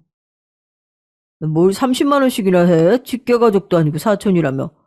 그럼 그냥 가서 밥 먹고 축하해주고 먹은 만큼 내면 되는 거지. 너는 사업한다는 녀석이 그렇게 돈 쓸 때 못 쓸 때 구분을 안 하고 해프냐? 이렇게 퉁명스럽게 대꾸하는데 어딜 봐도 자기 동생을 향한 자격지심이란 건 알겠지만 저는 그 소재거리가 되어서 그런지 기분이 나쁘더라고요. 그래도 일단은 그냥 넘기겠다고 마음먹었고 제발 남편이 그런 얘기 좀 그만했으면 좋겠는 거예요. 이제 반대로 우리 집 이야기를 해보자면 저희 집은 아빠가 일평생 자그마한 세탁소를 하셨고 엄마도 엄청 검소하신 편이에요. 어떤 때에는 진짜 왜 이렇게까지 해야 할까 싶을 정도로 절약을 하셔서 가끔 남편 보기 창피할 때도 있었답니다. 남편한테 반찬 하나 갖다 주면서도 이런저런 설명을 하는데 저도 민망스럽고 남편도 약간 짜증스러워 보여서 옴짝달싹을 못했어요. 이보게 박서방, 이거 내가 다 산에서 하나하나 뜯어가지고 나물이야. 이거 껍질 벗겨가지고 먹을 만한 게 만드느라 얼마나 고생했는지 몰라. 이거 봐봐. 벌써 손끝이 다 벗겨지고 그냥 새까매졌잖아. 하여간 셋이서 맛있게들 잘 먹어봐. 엄마가 이렇게 힘들게 나물을 무쳐왔는데 남편은 영 시큰둥한 표정으로 봤더라고요. 그래도 신혼 초 때까지만 해도 감사하다는 표현을 하기는 했어요. 하지만 시간이 점점 지날수록 약간 빈정거리는 투로 말을 하더라고요. 이때도 전 제가 예민하게 잘못 들은 줄 알았어요. 저 장모님, 이제 이런 거 그냥 저희가 알아서 먹어도 될 것 같은데 맨날 고생하시잖아요. 이거 갖고 오신다고 힘들게 왔다 갔다 하시고 장모님이 힘드실 것 같으니까 안 주셔도 돼요. 딱 들을 때 말이야 되게 우리 엄마를 생각하는 것 같지만 표정은 되게 귀찮다는 듯 느껴졌거든요. 엄마는 이런 속내를 들여다보며 불쾌해하는 제 속도 모르고 그냥 허허 웃으면서 말하는 거예요. 아이고, 이런 게 다 내 기쁨이지. 뭐 반찬 하나 만들어 놓나 먹으면서 자식 얼굴 보는 게 제일 좋은 거 아니겠어? 내가 걱정할 거 하나도 없어. 그 신경 안 써도 되네. 아이고. 역시 제 예상이 맞았던 건지 엄마의 이런 말에 남편은 미간을 슬쩍 찌푸리더니 입술이 삐뚤어지더군요. 우리 엄마가 단순히 왔다 갔다 하는 걸로 그치는 것이 아니고 점심 식사 때쯤 맞출 때에는 저희랑 같이 식사하러 가실 때가 종종 있거든요. 그래봤자 한 달에 두어 번 정도요. 근데 이것도 약간 귀찮은 듯 대하더니 어느 시점부터는 아예 대놓고 자리를 피하더군요. 장모님, 제가 회사에 볼 일이 있어서 들어가 봐야 될 것 같아요. 이 사람이랑 미선이랑 셋이 맛있는 거 드시고 또 뵙겠습니다. 이러면서 쓱 사라지는 거예요. 이렇게 남편이 향한 회사에는 얼마 많지 않은 직원들이 저희 어머님, 아버님이 가끔 번갈아 가면서 나오시고요. 거기다가 시누이들이 번갈아 가면서 장난하는 마냥 출근하는 곳이었습니다. 제가 이렇게 표현하는 것은 진짜 정말 어쩔 수 없이 그들을 고용하긴 했지만 왜 그 돈을 줘야 되는 건지 이해가 안 가서요. 저도 몇 번 남편에게 따진 적이 있어요. 왜 아가씨들은 다른 곳 안 가고 당신네 회사에서 일하는 거야? 제대로 하지도 않잖아. 솔직히 아무리 파트타임이라고 하지만 돈 너무 많이 주는 거 아니야? 우리가 그만한 여유가 있어? 제가 너무 정곡을 때리는 말을 했는지 남편은 부인도 못하면서 또 기분은 나빴는지 인상을 쓰면서 답하는 거예요. 걔네가 왜 하는 일이 없어? 문서나 회계 같은 일들을 할 게 얼마나 많은데. 내가 당신한테 부탁했더니 당신은 못하겠다며. 안 한다고 할 땐 언제고? 엄한 걔네들한테 짜증이야. 그리고 일하는지 안 하는지 당신이 봤어? 아, 봤냐고. 이러면서 무조건 자기 동생들을 감싸고 도는 거예요. 그렇게 나오는 동생들 솔직히 일주일에 한두어 번 나오는지나 모르겠어요. 그런데 그렇게 나와서들 몇 시간 얼마 컴퓨터 두드리지도 않고 가거든요. 그래 놓고 한 달에 월 70만 원씩 주는 거예요. 저한테 말한 금액은 그게 맞는데 또 모르는 얘기잖아요. 얼마나 뒤에서 몰래 주고 있을지. 남편은 제 딴에 찔렸는지 저한테 마구 성질을 내더군요. 아, 당신 할 일이 그렇게 없어? 아, 왜 얘네 왔다 갔다 하는 뒷공무니만 보고 있는 거야? 이런 식이니까 대화가 안 되는 거예요. 그렇게 저한테 불평을 와악 하고 터뜨려 놓고선 끝에 가서 이상하게 모든 책임을 저한테 지우더군요. 대체 왜 맨날 이런 걸로 싸워야 되는지 모르겠다. 아, 당신은 이상하다고 생각 안 해? 왜 이런 얘기가 싸움으로 가냐? 내가 내 동생들 필요해서 채용해서 쓴다는데 그걸 그렇게 쫓아다니면서 감시하는 거야? 아, 이제 이런 것도 허락받아야 돼? 그러니 저는 늘 대화의 끝에는 신경이 곤두서 있고 결혼한 연차가 좀 지나다 보니 이제는 남편이 하는 말에 잘 대꾸를 안 하게 됐답니다. 그런데 제가 본격적으로 신경이 곤두선 것은 남편네 동창 모임에 갔을 때예요. 그때 남편의 옛날 대학 동기들 모임인데 하필 부부 동반이었거든요.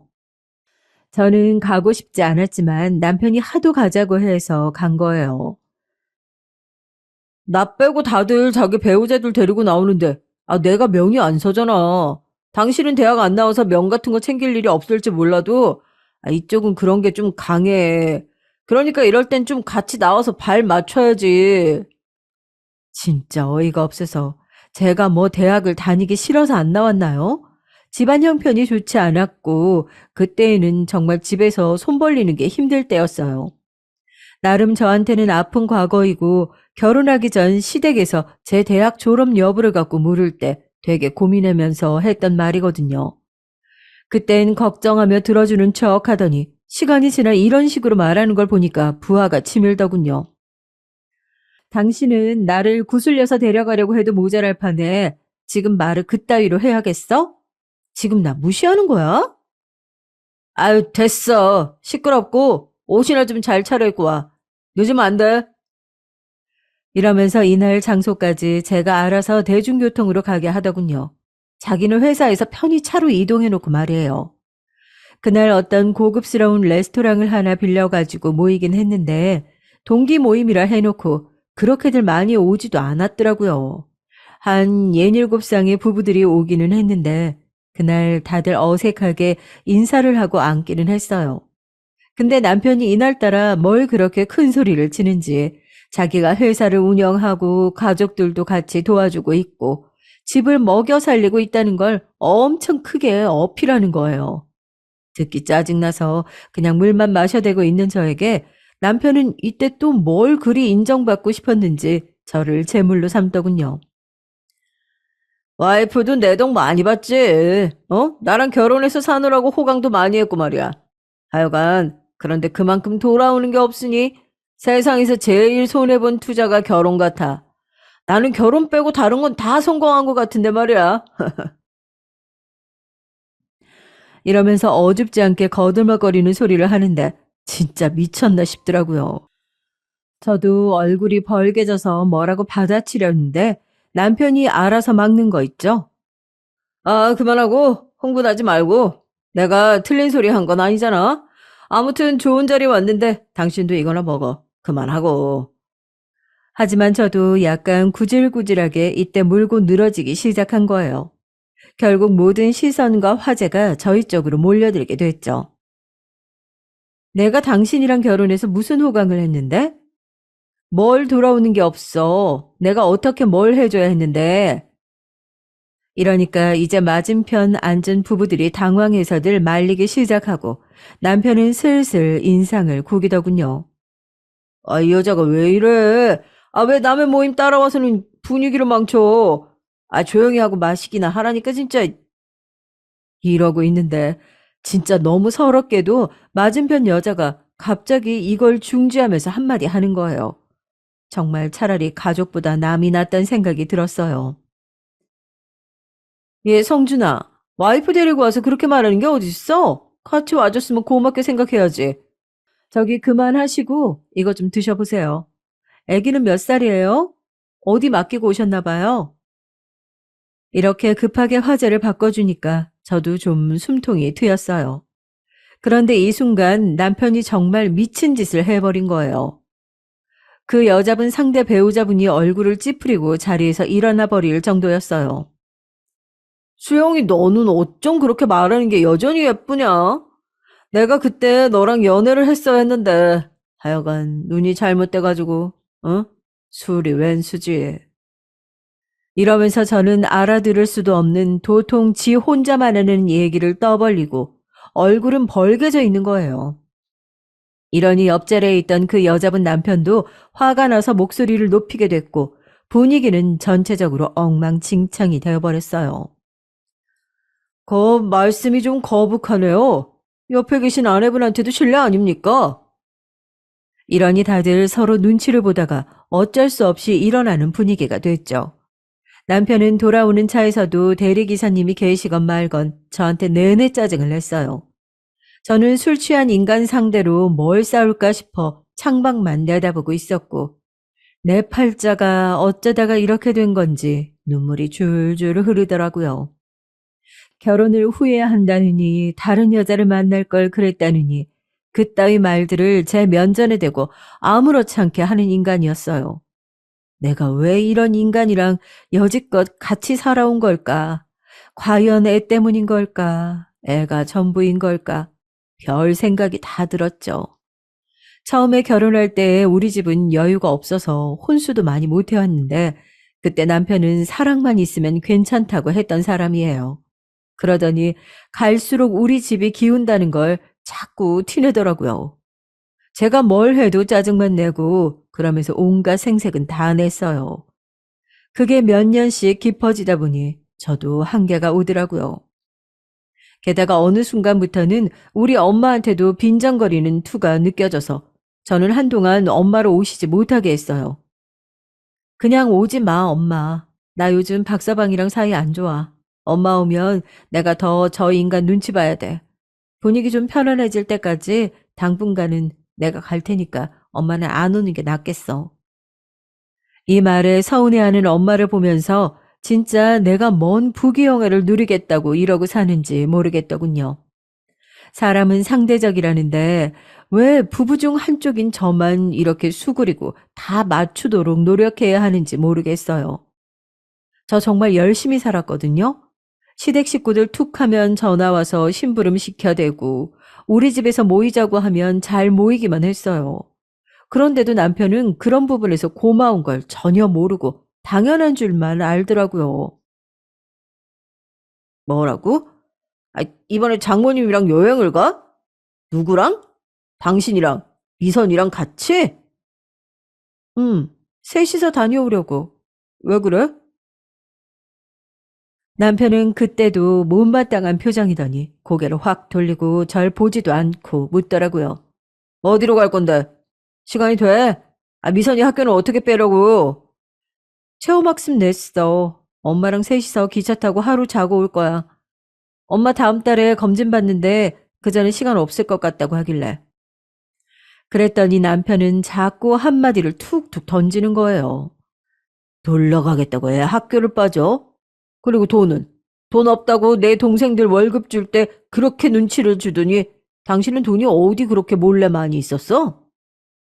이러니 싸울 수밖에 없는 거예요. 기분 좋게 친정엄마 모시고 기차 타고 대전에 다녀올 생각이었고 본인 보고 애들 맡긴 것도 아닌데 자꾸 얘기가 이렇게 진행되더라고요. 결국 저는 이대로 평생 말려들어 살겠다는 생각이 들어 제 딴에 그냥 강행해서 엄마랑 다녀왔고요. 그러지 말라고 제가 야단을 했는데도 끝끝내 엄마는 거기서 특산품 같은 걸 사다가 시댁에 보내셨지 뭐예요. 너랑 네 서방 사이가 안 좋아도 이런 걸 어른들이 일일이 알게 하면 안 되는 거야. 난 알았으니까 어쩔 수 없지만 적어도 시댁은 평안하게 해드려야지. 이거 갖다 드려. 아까 시식해보니까 맛있더라. 결국 엄마가 그렇게 분위기 수습을 하겠다고 이렇게 챙기는 모양새를 보니 전 마음이 아팠어요. 왜 돌아오지 않는 반응을 알면서 우리 쪽만 신경을 써야 하는 걸까요? 정작 시댁에선 저보고 없이 왔니 어쨌니 하고 말하는 게 없어요. 시댁 아주버님이나 시누이들도 대놓고 저에게 뭐라 한 건 없고요. 그런데 남편이 저렇게 늘 앞서서 일을 만드는 거예요. 게다가 이때 생활비 갖고 말 나왔을 때에는 진심으로 진지하게 이혼을 생각하게 됐죠. 창피함을 무릅쓰고 다른 엄마들한테 물었는데 하나같이 미쳤냐는 반응이더라고요. 시작은 아주 소심하게 물어봤어요. 저기, 나 아는 사람 얘긴데 남편이 시댁에다가 한 달에 용돈을 300씩 드리자고 한다나 봐. 자기들은 어떻게 생각해? 그러자 이때 커피 마시던 엄마들이 대체로 다 눈빛이 아주 쎄하게 변해버렸어요. 머리가 어떻게 된 거 아니야? 그게 성립되면 친정도 똑같이 300씩 줘야지. 그리고 그 집 생활비는 어떻게 되는데? 설마 그것보다 많은 거면 그 남편 무슨 놈의 간이 그렇게 커서 그딴 소리를 한다는 거야. 남일인데 들으면서 왜 이렇게 성질이 나냐? 이런 표현이 나오는 것도 무리가 아니고 제가 화나는 게 정상이란 생각이 들더라고요. 정말 아주 뜬금없이 대뜸 남편이 저런 말을 했거든요. 생활비를 솔직히 제가 관리하지 않았다면 남편은 저에게 굳이 말하지도 않았을 것 같은 거예요. 엄마 아버지 이제 몸도 힘드시고 그리고 우리 회사 와서 일도 도와주시고 하잖아. 아직은 두 분 도움으로 거래처 확보하는 것도 있다고. 그리고 그 연세에 한 분당 150씩 드리는 꼴밖에 안 돼. 두 분이 돈이 그 정도 든다고 하는데 어떻게 더 줄여달라고 해. 언제까지 드릴지 모르겠지만 당분간 그런 줄 알고 드리자. 전 숨도 쉬지 않고 곧장 따졌어요. 그 돈이 당신만 버는 돈이야? 내가 미선이 키우고 당신 신경 하나도 안 쓰게 해줘서 다른 곳으로 돈이 안 나가는 것은 생각도 안 하냐? 당신 부모님만 부모님이야? 그럼 우리 집은 왜 생활비가 한 푼도 필요 없는 건데? 이때 막 몰아치는 제 모습에 놀랐는지 남편도 침을 꿀꺽 삼키는 듯 했지만 그렇다고 해서 크게 행동이 달라지진 않더라고요. 왜 그렇게 흥분해? 내가 뭐 아무것도 안 하는 두 분께 그냥 생으로 드리자고 했어? 엄마랑 아버지랑 우리 회사 와서 나 도와주기도 하잖아. 그래서 버는 거고. 두 분이 지금 둘만 사는 게 아니라 우리 형이랑 동생들이랑 같이 살고 있잖아. 5식구가 사는 거니까 돈이 많이 들 수도 있는 거지. 다른 직장인들 봐라. 누가 요즘 월급을 150씩 받아? 저 정도면 적게 드리는 거야. 남편도 뭘 준비해 왔던 건지 아주 따박따박 한마디도 지지 않고 저렇게 쏴붙이는 거예요. 저도 질 수 없어서 이때 참아왔던 서름을 다 쏟아내면서 따졌죠. 말이 되는 소리를 하란 말이야. 솔직히 부모님이 두 분 계속 일정하게 나와 계시는 것도 아니잖아. 왜 갑자기 안 드리던 생활비를 드려야 하는 건데? 월급이야, 생활비야. 이전에 두 분이 그냥 도와준다고 나와 계셨던 거 아니냐고. 그리고 당신 우리 세 가족 생활비 알기나 해? 우리 셋이 졸라매고 아껴서 200이야. 근데 부모님께 지금 300을 매달 공으로 드린다고?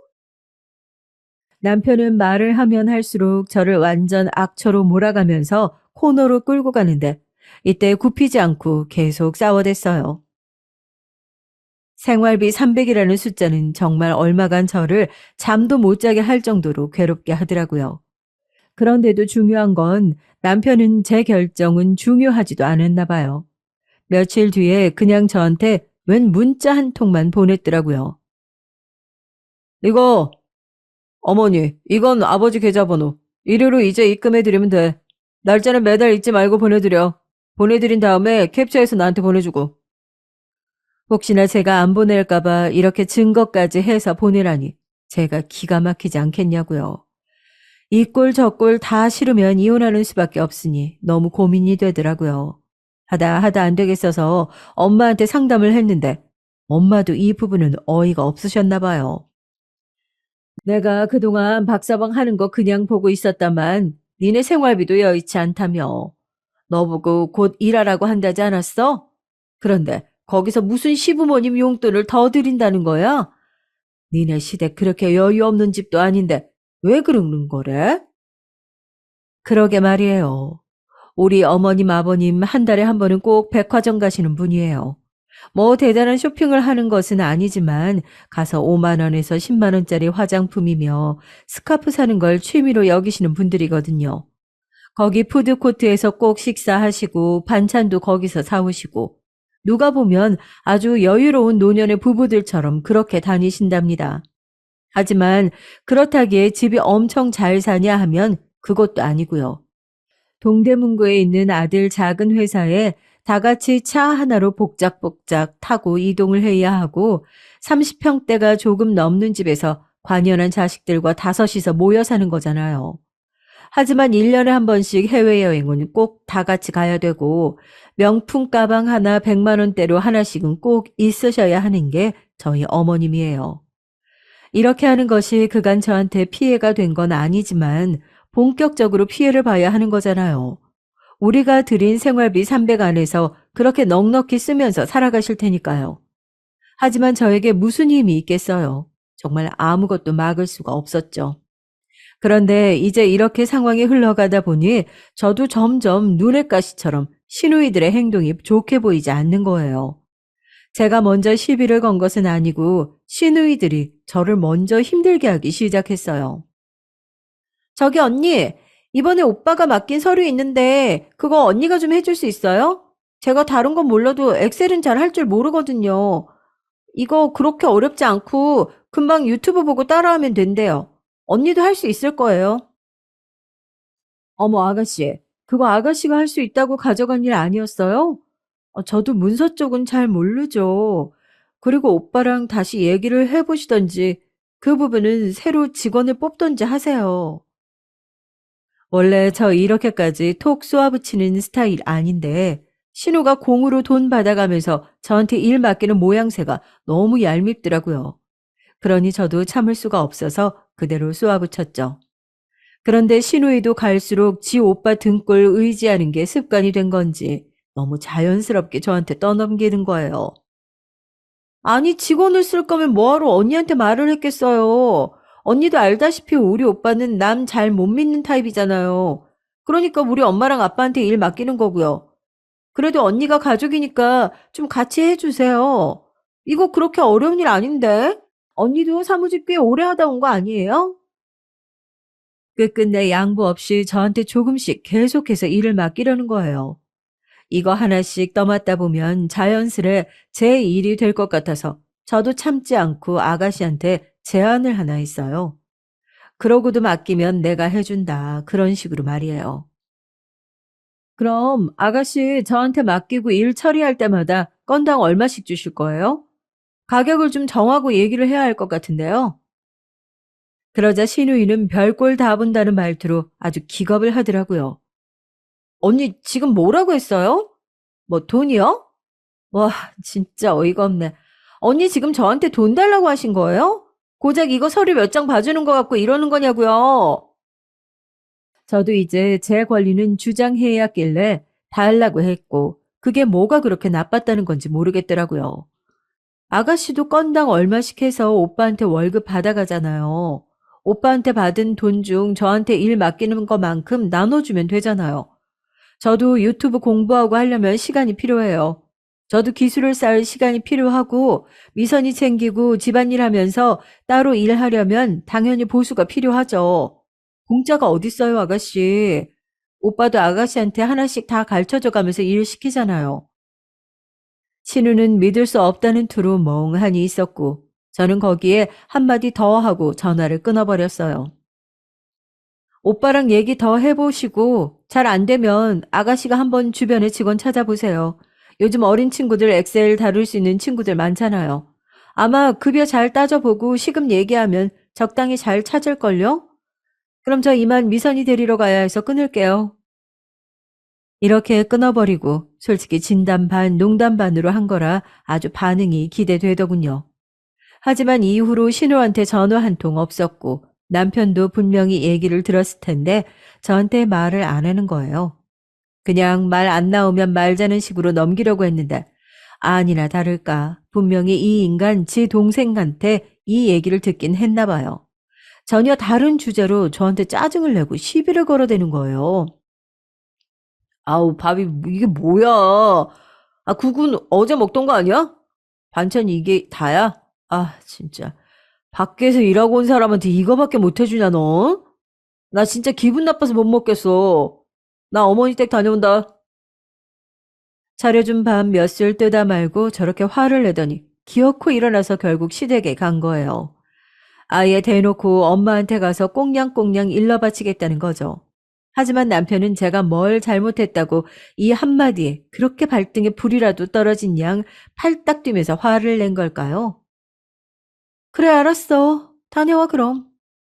정말 이 한마디만 했을 뿐인데 이게 그렇게 잘못한 일인가요? 남편은 옆에 있던 서류 봉투를 집어던지고 발로 막 바닥을 탕탕 쳐대질 않나. 자기를 무시하는 거냐고 막 소리를 지르는 거죠. 야, 네 눈엔 내가 우스워? 우습지? 돈 벌어다 주는 남편이 우습냐고. 한 푼도 지 힘으로 못 버는 게 진짜 어디서 못된 버릇만 들어가지고. 남편은 눈이 완전 돌아가서는 옆에 말만한 지 딸이 있는데도 얘가 듣는 건 생각도 안 하고 내뱉는 거예요.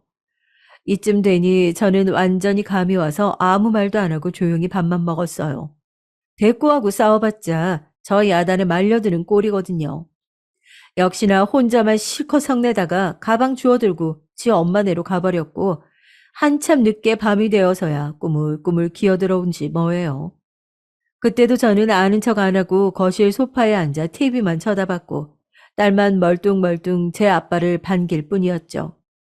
흘끗 남편은 저를 보는 것 같더니 지도 민망했는지 잠바를 뒤집어 쓰고 방으로 가버리더라고요. 하지만 제 마음은 썩 좋지 않았고 이렇게 살아가는 생활에도 점점 지쳐가더라고요. 사실 이런 생각을 했던 게 이 무렵쯤 만났던 전 직장 동료 때문이에요. 이분은 50대이신데 이혼하신 지 그때가 한 4년 정도 되셨을 때였거든요. 근데 생각보다 무척 잘 살고 계시는 거예요. 나는 아들이 하나인데 애 군대 가자마자 바로 이혼했어. 아들이랑도 이미 얘기가 잘 됐고 나쁘지 않더라고. 남편은 물론 싫다고 엄청 끈질기게 매달리긴 했지만 말년이 될수록 아쉬운 건 남자들이야. 아, 여자들이 남편 없어서 아쉬울 게 뭐가 있어? 돈은 여자도 벌고 먹고 살 수 있는데.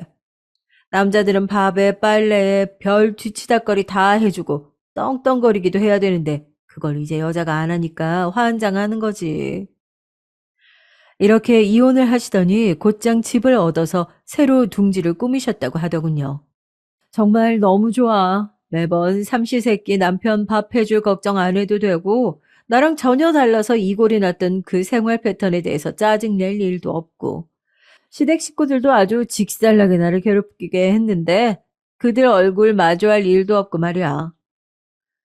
그쯤 되니 저도 슬슬 단점도 들어보고 싶은 거예요. 없을 리 없을 것 같아서요.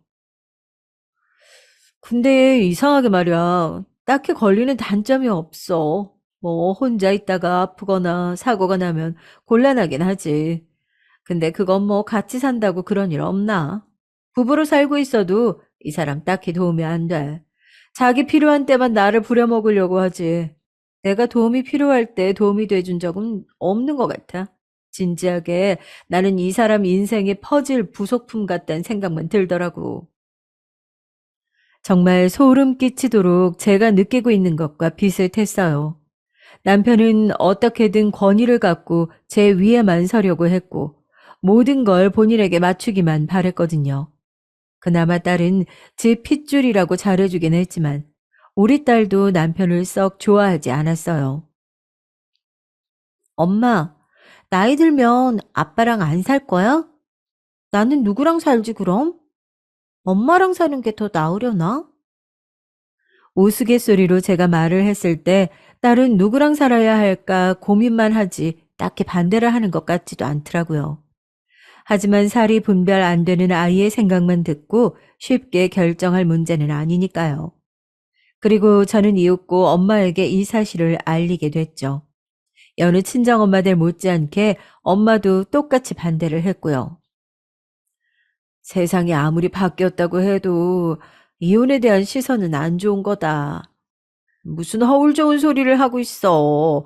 일단 여자는 나이가 들면 들수록 옆에 남자가 있기는 해야 돼. 안 그러면 이 험한 세상 어떻게 사니? 집에 남자가 있고 없고 차이가 크다고. 이제 엄마와도 대화가 안 통한다고 생각해서 그만하려는데 의외의 얘기를 엄마가 하시더라고요. 여기서는 조금 솔깃했어요. 남자가 뭐 대단하고 좋아가지고 모시고 살라는 얘기가 절대 아니다. 그냥 네 보험처럼 데리고 있으란 얘기라고. 안 그러면 그동안 밥해 먹이고 시중 다 들어가면서 같이 살던 게 아깝지 않니? 여자가 혼자 늙어가는 거랑 영감탱이 있는 거랑 이 무섭고 험한 사건 사고가 판치는 곳에서 얼마나 차이가 큰데. 그냥 쓸모가 있어서 부린다고 생각을 바꿔봐. 엄마도 네 아빠랑 그렇게 살았어. 그러고 보니 엄마는 밥솥 고칠 때라든지 밤길에 어디를 나간다든지 뭐 어디 갈 때 운전을 시킨다든지 이런 상황에 부지런히 아빠를 끌고 다녔어요. 우리 아빠도 썩 가정적인 사람은 아니지만 엄마가 그런 거 시키고 칭찬해주면 보통 기분 나쁘지 않게 해주시는 편이었거든요. 나라고 네 아빠하고 사랑하고 좋아하고 뭐 그래서 산 거 아니다. 아, 너도 할 거 아니야. 근데 이 세상 굴러가는 거 보면 남자고 여자고 다 서로 필요가 있어서 사는 거라고. 이런 거 싫고 저런 거 싫고 다 따져가면서 못 산다. 박서방도 나이 들면 지 집이 최고고 마누라가 최고라고 생각할 거야. 우리 엄마는 굳이 저렇게 믿고 싶어 하는 것 같더군요. 하지만 엄마가 했던 말들이 막 틀린 내용은 아니었어요. 도움이 되는 부분이 없는 건 아니었으니까요. 그렇지만 그것만 기대하고 살기에는 현재 저에게 힘든 부분들이 정말 너무 많게 느껴졌어요. 게다가 이 생활비 300을 얼레벌레 넘겼더니 남편은 그 뒤에 더 큰 사고를 치고 말았답니다. 이날로 저는 완전히 마음을 굳혀버렸어요. 당신 나랑 같이 안 살 생각이야? 어떻게 그런 큰일을 묻지도 않고 결정했어? 우리 집을 담보로 대출을 받는다고? 3억이나? 아니, 어머님 아버님 돈이 없으신 거야? 아주버님이랑 아가씨들은 왜 우리 집이 담보가 되어야 되는데? 말 그대로 남편은 우리 아파트를 담보대출해서 시댁을 위한 새 집을 사겠다고 마음을 먹었더라고요. 무려 3억이에요. 이 인간 왜 이렇게 3이라는 숫자를 좋아하는 건지. 그리고 관연한 자식들이 셋이나 있는데 그들은 꼼짝도 안 하고 왜 우리가 돼줘야 하는 걸까요? 그 뒤에 남편이 설명하는 내용들은 정말 지리멸렬하다 못해 듣기 이골이 나는 내용들이었어요. 더 표현할 것도 없이 그냥 우리 엄마 아빠가 고생 많이 했고 그동안 돈 들은 거 없는 것 같다. 어쩌고 저쩌고 결국 나는 효자다. 끝. 이런 얘기인 거예요. 그럴 거면 우리 집도 꽤나 사는 집이 되어야 말이 되는 거 아닌가요? 당장 우리 집도 곧 어찌 될지 모르고 단지 내 엄마들은 이사 때문에 골치 아파하는데 덜컥 저렇게 대출이라니요. 심지어 그것도 우리가 갚아야 된다는 식으로 말을 했어요. 그 돈을 왜 우리가 갚냐고 말을 좀 해봐. 그럼 달마다 드리는 그 300만 원은 설마 그것도 우리가 내는 거야? 남편은 진짜 먹긴 놈이 성낸다고 목소리 큰 놈이 이기는 줄 아는지 저한테 밑도 끝도 없이 마구 화를 내는 거예요. 아, 돈을 네가 벌어? 아, 네가 버냐고. 내가 벌잖아. 그리고 생활비도 꼬박꼬박 주고 있는데 아, 왜 이렇게 따지고 들어? 결국 돈 한 푼 안 버는 주제에 입 다물라는 것으로 결론을 끝나버렸고 그렇게 남편은 너무나 허무하게도 그 일을 진행해 버렸어요. 아무리 시부모님이 입을 다물고 계시다지만 저는 이제 부모님이 뒤에서 조종하는 게 아닌가 싶어서 그 부분도 꼴보기 싫어지는 거예요. 이후로 가족들끼리 간만에 모여서 식사를 하자는데 저는 안 갔어요. 야, 너 진짜 1억이야? 너랑 미선이 안 오면 내가 뭐가 돼? 우리 엄마 아버지는 하나밖에 없는 며느리랑 손녀 얼굴도 못 보게 할 거냐고. 내가 네 인생 부속품이야? 네가 하자면 하자는 대로 해야 돼? 너나 갔다 와. 니네 엄마 아빠 아니야. 우리는 점점 이렇게 격하게 싸웠고 맨날 구석에서 듣고 짜부러져 있던 저는 정말 악을 쓰고 딸이 듣던 말던 사력을 다해 전쟁을 치렀습니다. 얼마 안 가 친정엄마가 허리 수술을 하신다는데 우리 딸이 하는 말을 남편은 들어놓고도 아무런 들은 채도 안 하더라고요. 아빠, 외할머니 수술하신대. 허리 많이 아프신가 봐. 나랑 엄마랑 이따가 병원 가기로 했어. 아빠 언제 올 거야? 남편은 그 말을 듣고 밥그릇에만 고개를 쳐박고 있더니 우물거리면서 그냥 일어나 버리더군요. 내가 지네 엄마 무릎 다쳤을 때에는 그렇게 병원에 왔다 갔다 하면서 간병을 하고 반찬을 얼마나 해드렸는데 말이에요. 자기 기분 나쁘다고 우리 엄마 수술 소식에 입 싹 씻는 거 보니 점점 저 인간에게 환멸감이 일어나기 시작했죠. 그리고 홀로 엄마한테 다녀왔고 허리 아프다고 끙끙거리는 엄마를 보니까 마음이 너무 안 좋더군요. 늘 쌩쌩하고 발 빠르게 움직이던 엄마가 저렇게 빼샥 말라가지고 이제 몸도 자주 고장난다고 하고 있으니까요. 간 김에 수술비도 제가 200만 원 대신 결제해드리고 엄마는 싫다고 하는 걸 억지로 마무리 짓고 왔는데요. 그러고 며칠이 지나서 저와 남편은 또 싸움이 붙게 된 거예요. 이날만 생각하면 아직도 눈물이 나고 분이 풀리지가 않네요. 말해봐. 지금 장모님 수술하는데 돈 이렇게 낸 거야? 아니, 낸 건 좋다 이거야. 근데 왜 나한테 말을 안 해? 당신 내가 돈 벌어오는 게 쉬워 보여? 아, 내가 우리 집 이사하는데 돈 좀 보탠 것 같고 난리 지랄 브루스를 떨더니 너는 왜 입국 다물고 돈 몰래 갖다 쓰는데 도둑도 아니고 뭐야? 우리 집 돈 세는 주범이 여기 있었네. 너무 얼척이 없는 게 이런 식으로 우리 집 재정이 부족한 걸 제 탓으로 돌리고 앉아 있는 거예요. 뭐, 도둑? 당신 말 다 했어? 무슨 말을 다 해 아직 못했는데 내 돈 쓰는 걸 갖고 그렇게 사람 비참하게 하고 눈치 보게 만들더니 네가 돈을 이렇게 몇 배씩 그냥 퍽퍽 다 가져다 쓰네? 너 통장 너 통장 갖고 와봐. 가계 쓴 거 어딨어? 당장 갖고 와봐. 100원이라도 수상하게 썼으면 나 너랑 안 살 거야. 이혼할 거라고. 진짜 보통 미친 게 아니야, 이 여자가. 제가 왜 이런 소리를 멍청하게 듣고 있어야 했을까요? 옆에 우리 딸내미가 겁에 질린 얼굴로 보고 있는데도 남편은 아랑곳 않고 가계부와 통장, 카드 내역을 갖고 오라고 명령했어요. 손이 달달 떨리고 이를 악문 상태에서 저는 가져다 줬고 하나하나 내역을 어디다 썼냐고 캐묻는 남편을 보며 정신이 혼미해지기 시작했죠. 이건 어머님 아버님 지난달 300 붙여드린 거고 돈 20씩 매달 남겨서 적금 들고 있던 거 이번에 깨서 엄마 드린 거야. 그게 그렇게 잘못이야?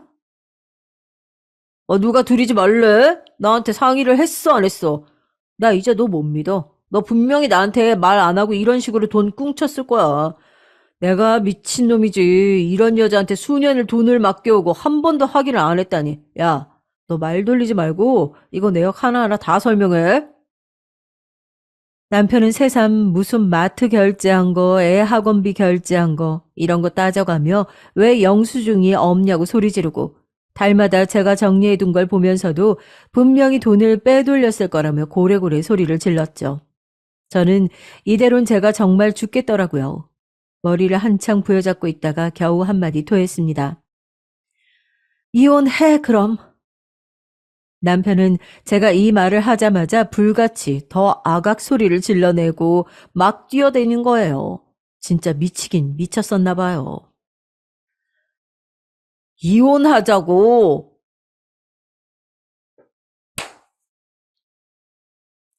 이혼하자고. 하자며.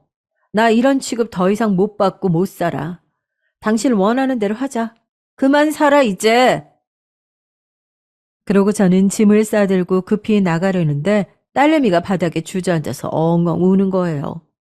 그 꼴을 보고 남편은 저보고 못된 여자라며 피도 눈물도 없어서 새끼마저 버린다고 악담을 하더군요. 너 그 이상 짓거리면 가만 안 둬? 뭐라고 했어, 지금? 이성을 잃고 제가 남편에게 조용히 읊조리자 남편도 폭주 열차처럼 내달리다가 갑자기 약간은 수그러들긴 하더군요. 그새 저는 바로 문 밖을 차고 나가버렸죠. 그 길로 집에서 회복 중인 친정 엄마에게 갔고 울면서 제가 겪은 모든 일을 털어놨어요. 엄마는 처음에 또 싸웠냐고 웃으며 듣다가 점점 일그러지는 제 얼굴과 막판엔 무릎까지 꿇고 제발 이혼하고 싶다는 저를 보고 말이 없어졌어요. 저는 한참을 일어설 수 없었고 방바닥이 눈물로 꿀쩍해질 정도로 울음으로 엉망진창이 돼버렸죠. 우리 딸 하면서 제 등을 토닥이는 엄마의 손길에 정말 모든 걸 토해내듯 와곽거리면서 울음을 쏟아냈고요. 엄마도 화장실에 들어가서 한참을 꺽꺽거리면서 속을 달래고 흐느끼시더니 눈가가 빨개져서 밖으로 나오시더군요. 내가 더 이상 너한테 어찌 살라고 뭐라 말을 못하겠다. 나는 나대로 할 일을 해야지. 엄마는 그러더니 바로 전화를 거시는데 아무래도 제 남편인 것 같더라고요. 자네, 우리 영미 어디 있는지 알지? 여기 와 있네. 자네도 지금 미선이 데리고 이리 오게. 아, 자세한 얘기는 여기 와서 해. 전화 끝내.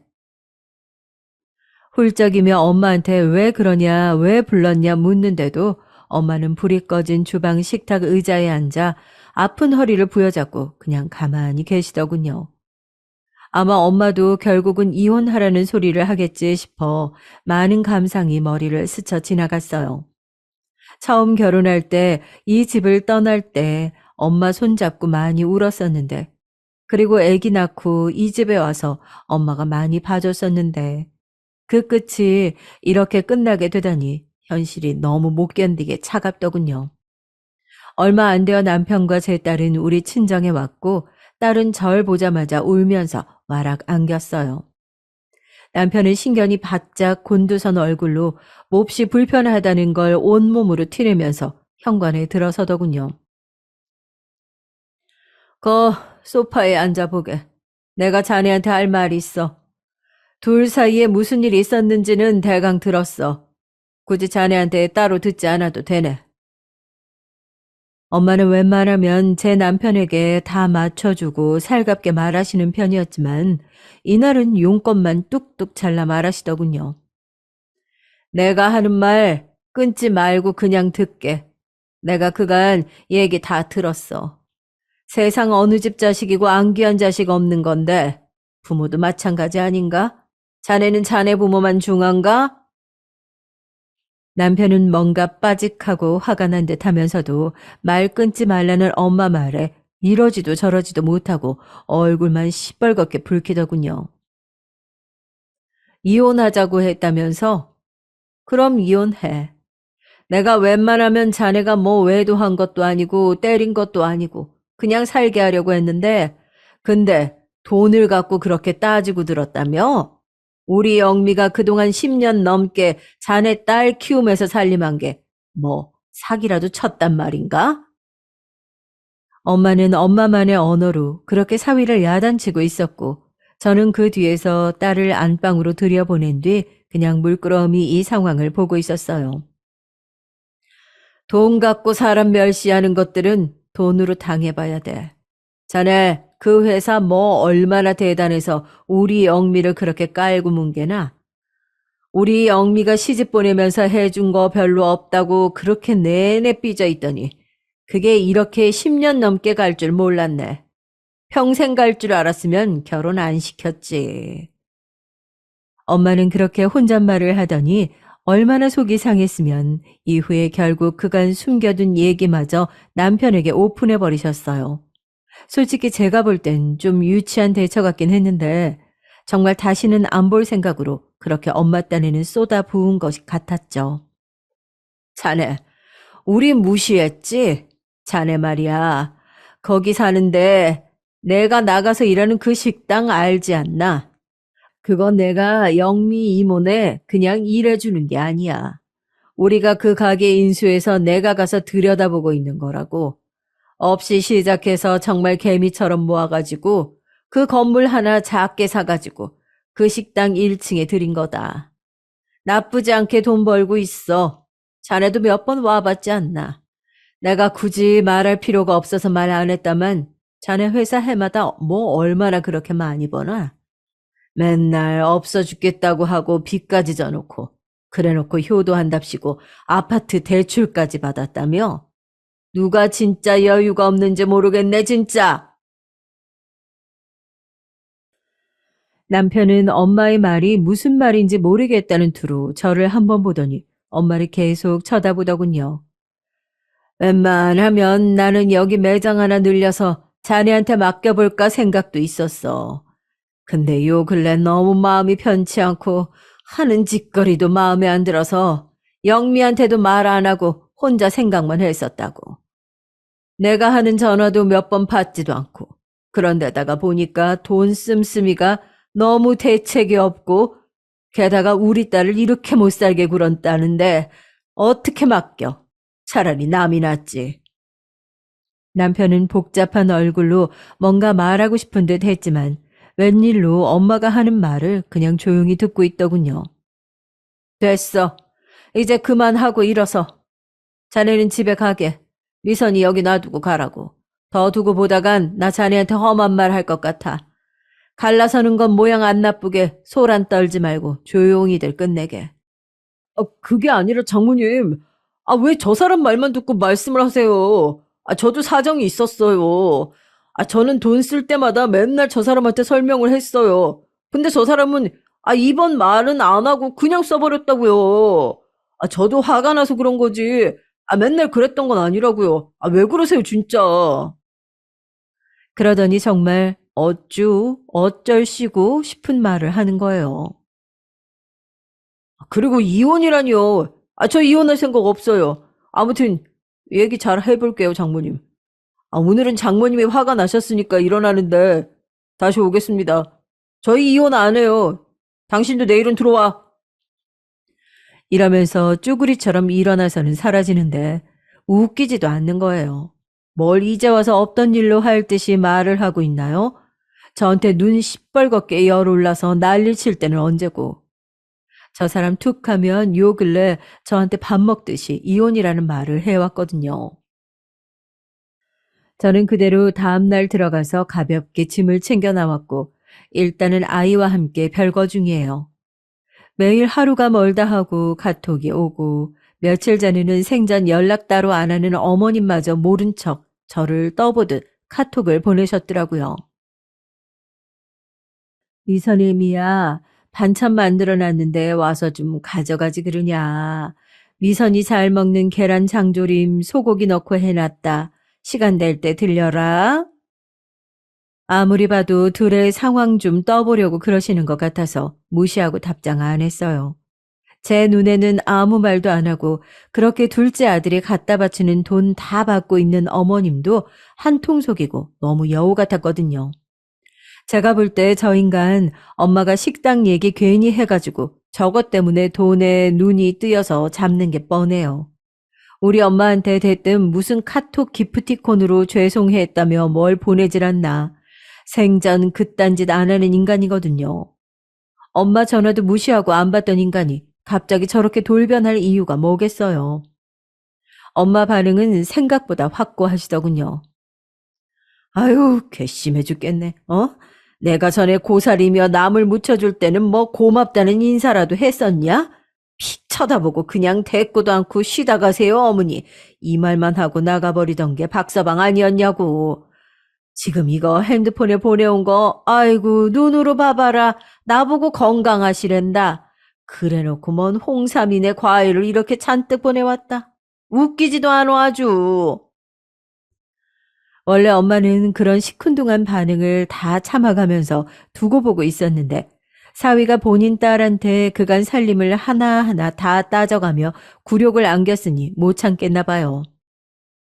너 그냥 이혼해. 사람 안 바뀐다. 인간이 결혼해서 살 때 안 해야 될 짓이 폭력이랑 도박, 외도만 있는 게 아니야. 돈 갖고 지가 그렇게 무시를 해? 개뿔, 지가 갖고 있는 게 뭐 얼마나 되는데. 빚더미라며? 니네 시엄마나 그 밑에 줄줄이 소세지처럼 딸려 살고 있는 한심한 자식들도 마찬가지야, 어? 다 같이 배 가라앉는 줄도 모르고 그렇게 멍청하게들 살고 있으니, 아유. 하여간 참고 참던 분이 저렇게 돌아서니까 완전히 끝이더라고요. 저도 그렇게 막 틀린 입장은 아니고요. 이대로 이혼을 준비할 생각이고 안 해준다면 소송해서라도 무조건 진행할 생각입니다. 여러 차례 이 인간과의 미래는 없다고 느끼다 보니 결심이 더 확고해지는 것 같아요. 물론 저도 새삼 주변의 시선이 두렵기는 해요. 그렇지만 저 사람이 변할 가능성은 솔직히 거의 없잖아요. 기대해봤자 저만 더 상처받을 것이고 저는 그렇게 나이만 점점 더 먹게 될 거예요. 친정에 조금이라도 기댈 수 있을 때 저도 다시 직장 생활을 하고 제 돈벌이를 시작해 보려고 해요. 다시는 무능한 전업주부로 무시당하는 일 겪고 싶지 않아요. 남편과 살았던 시절의 제 인생과는 전혀 다른 새로운 삶을 살아가고 싶습니다. 아직 불안한 날들이지만 조금이나마 응원해 주신다면 감사하겠습니다.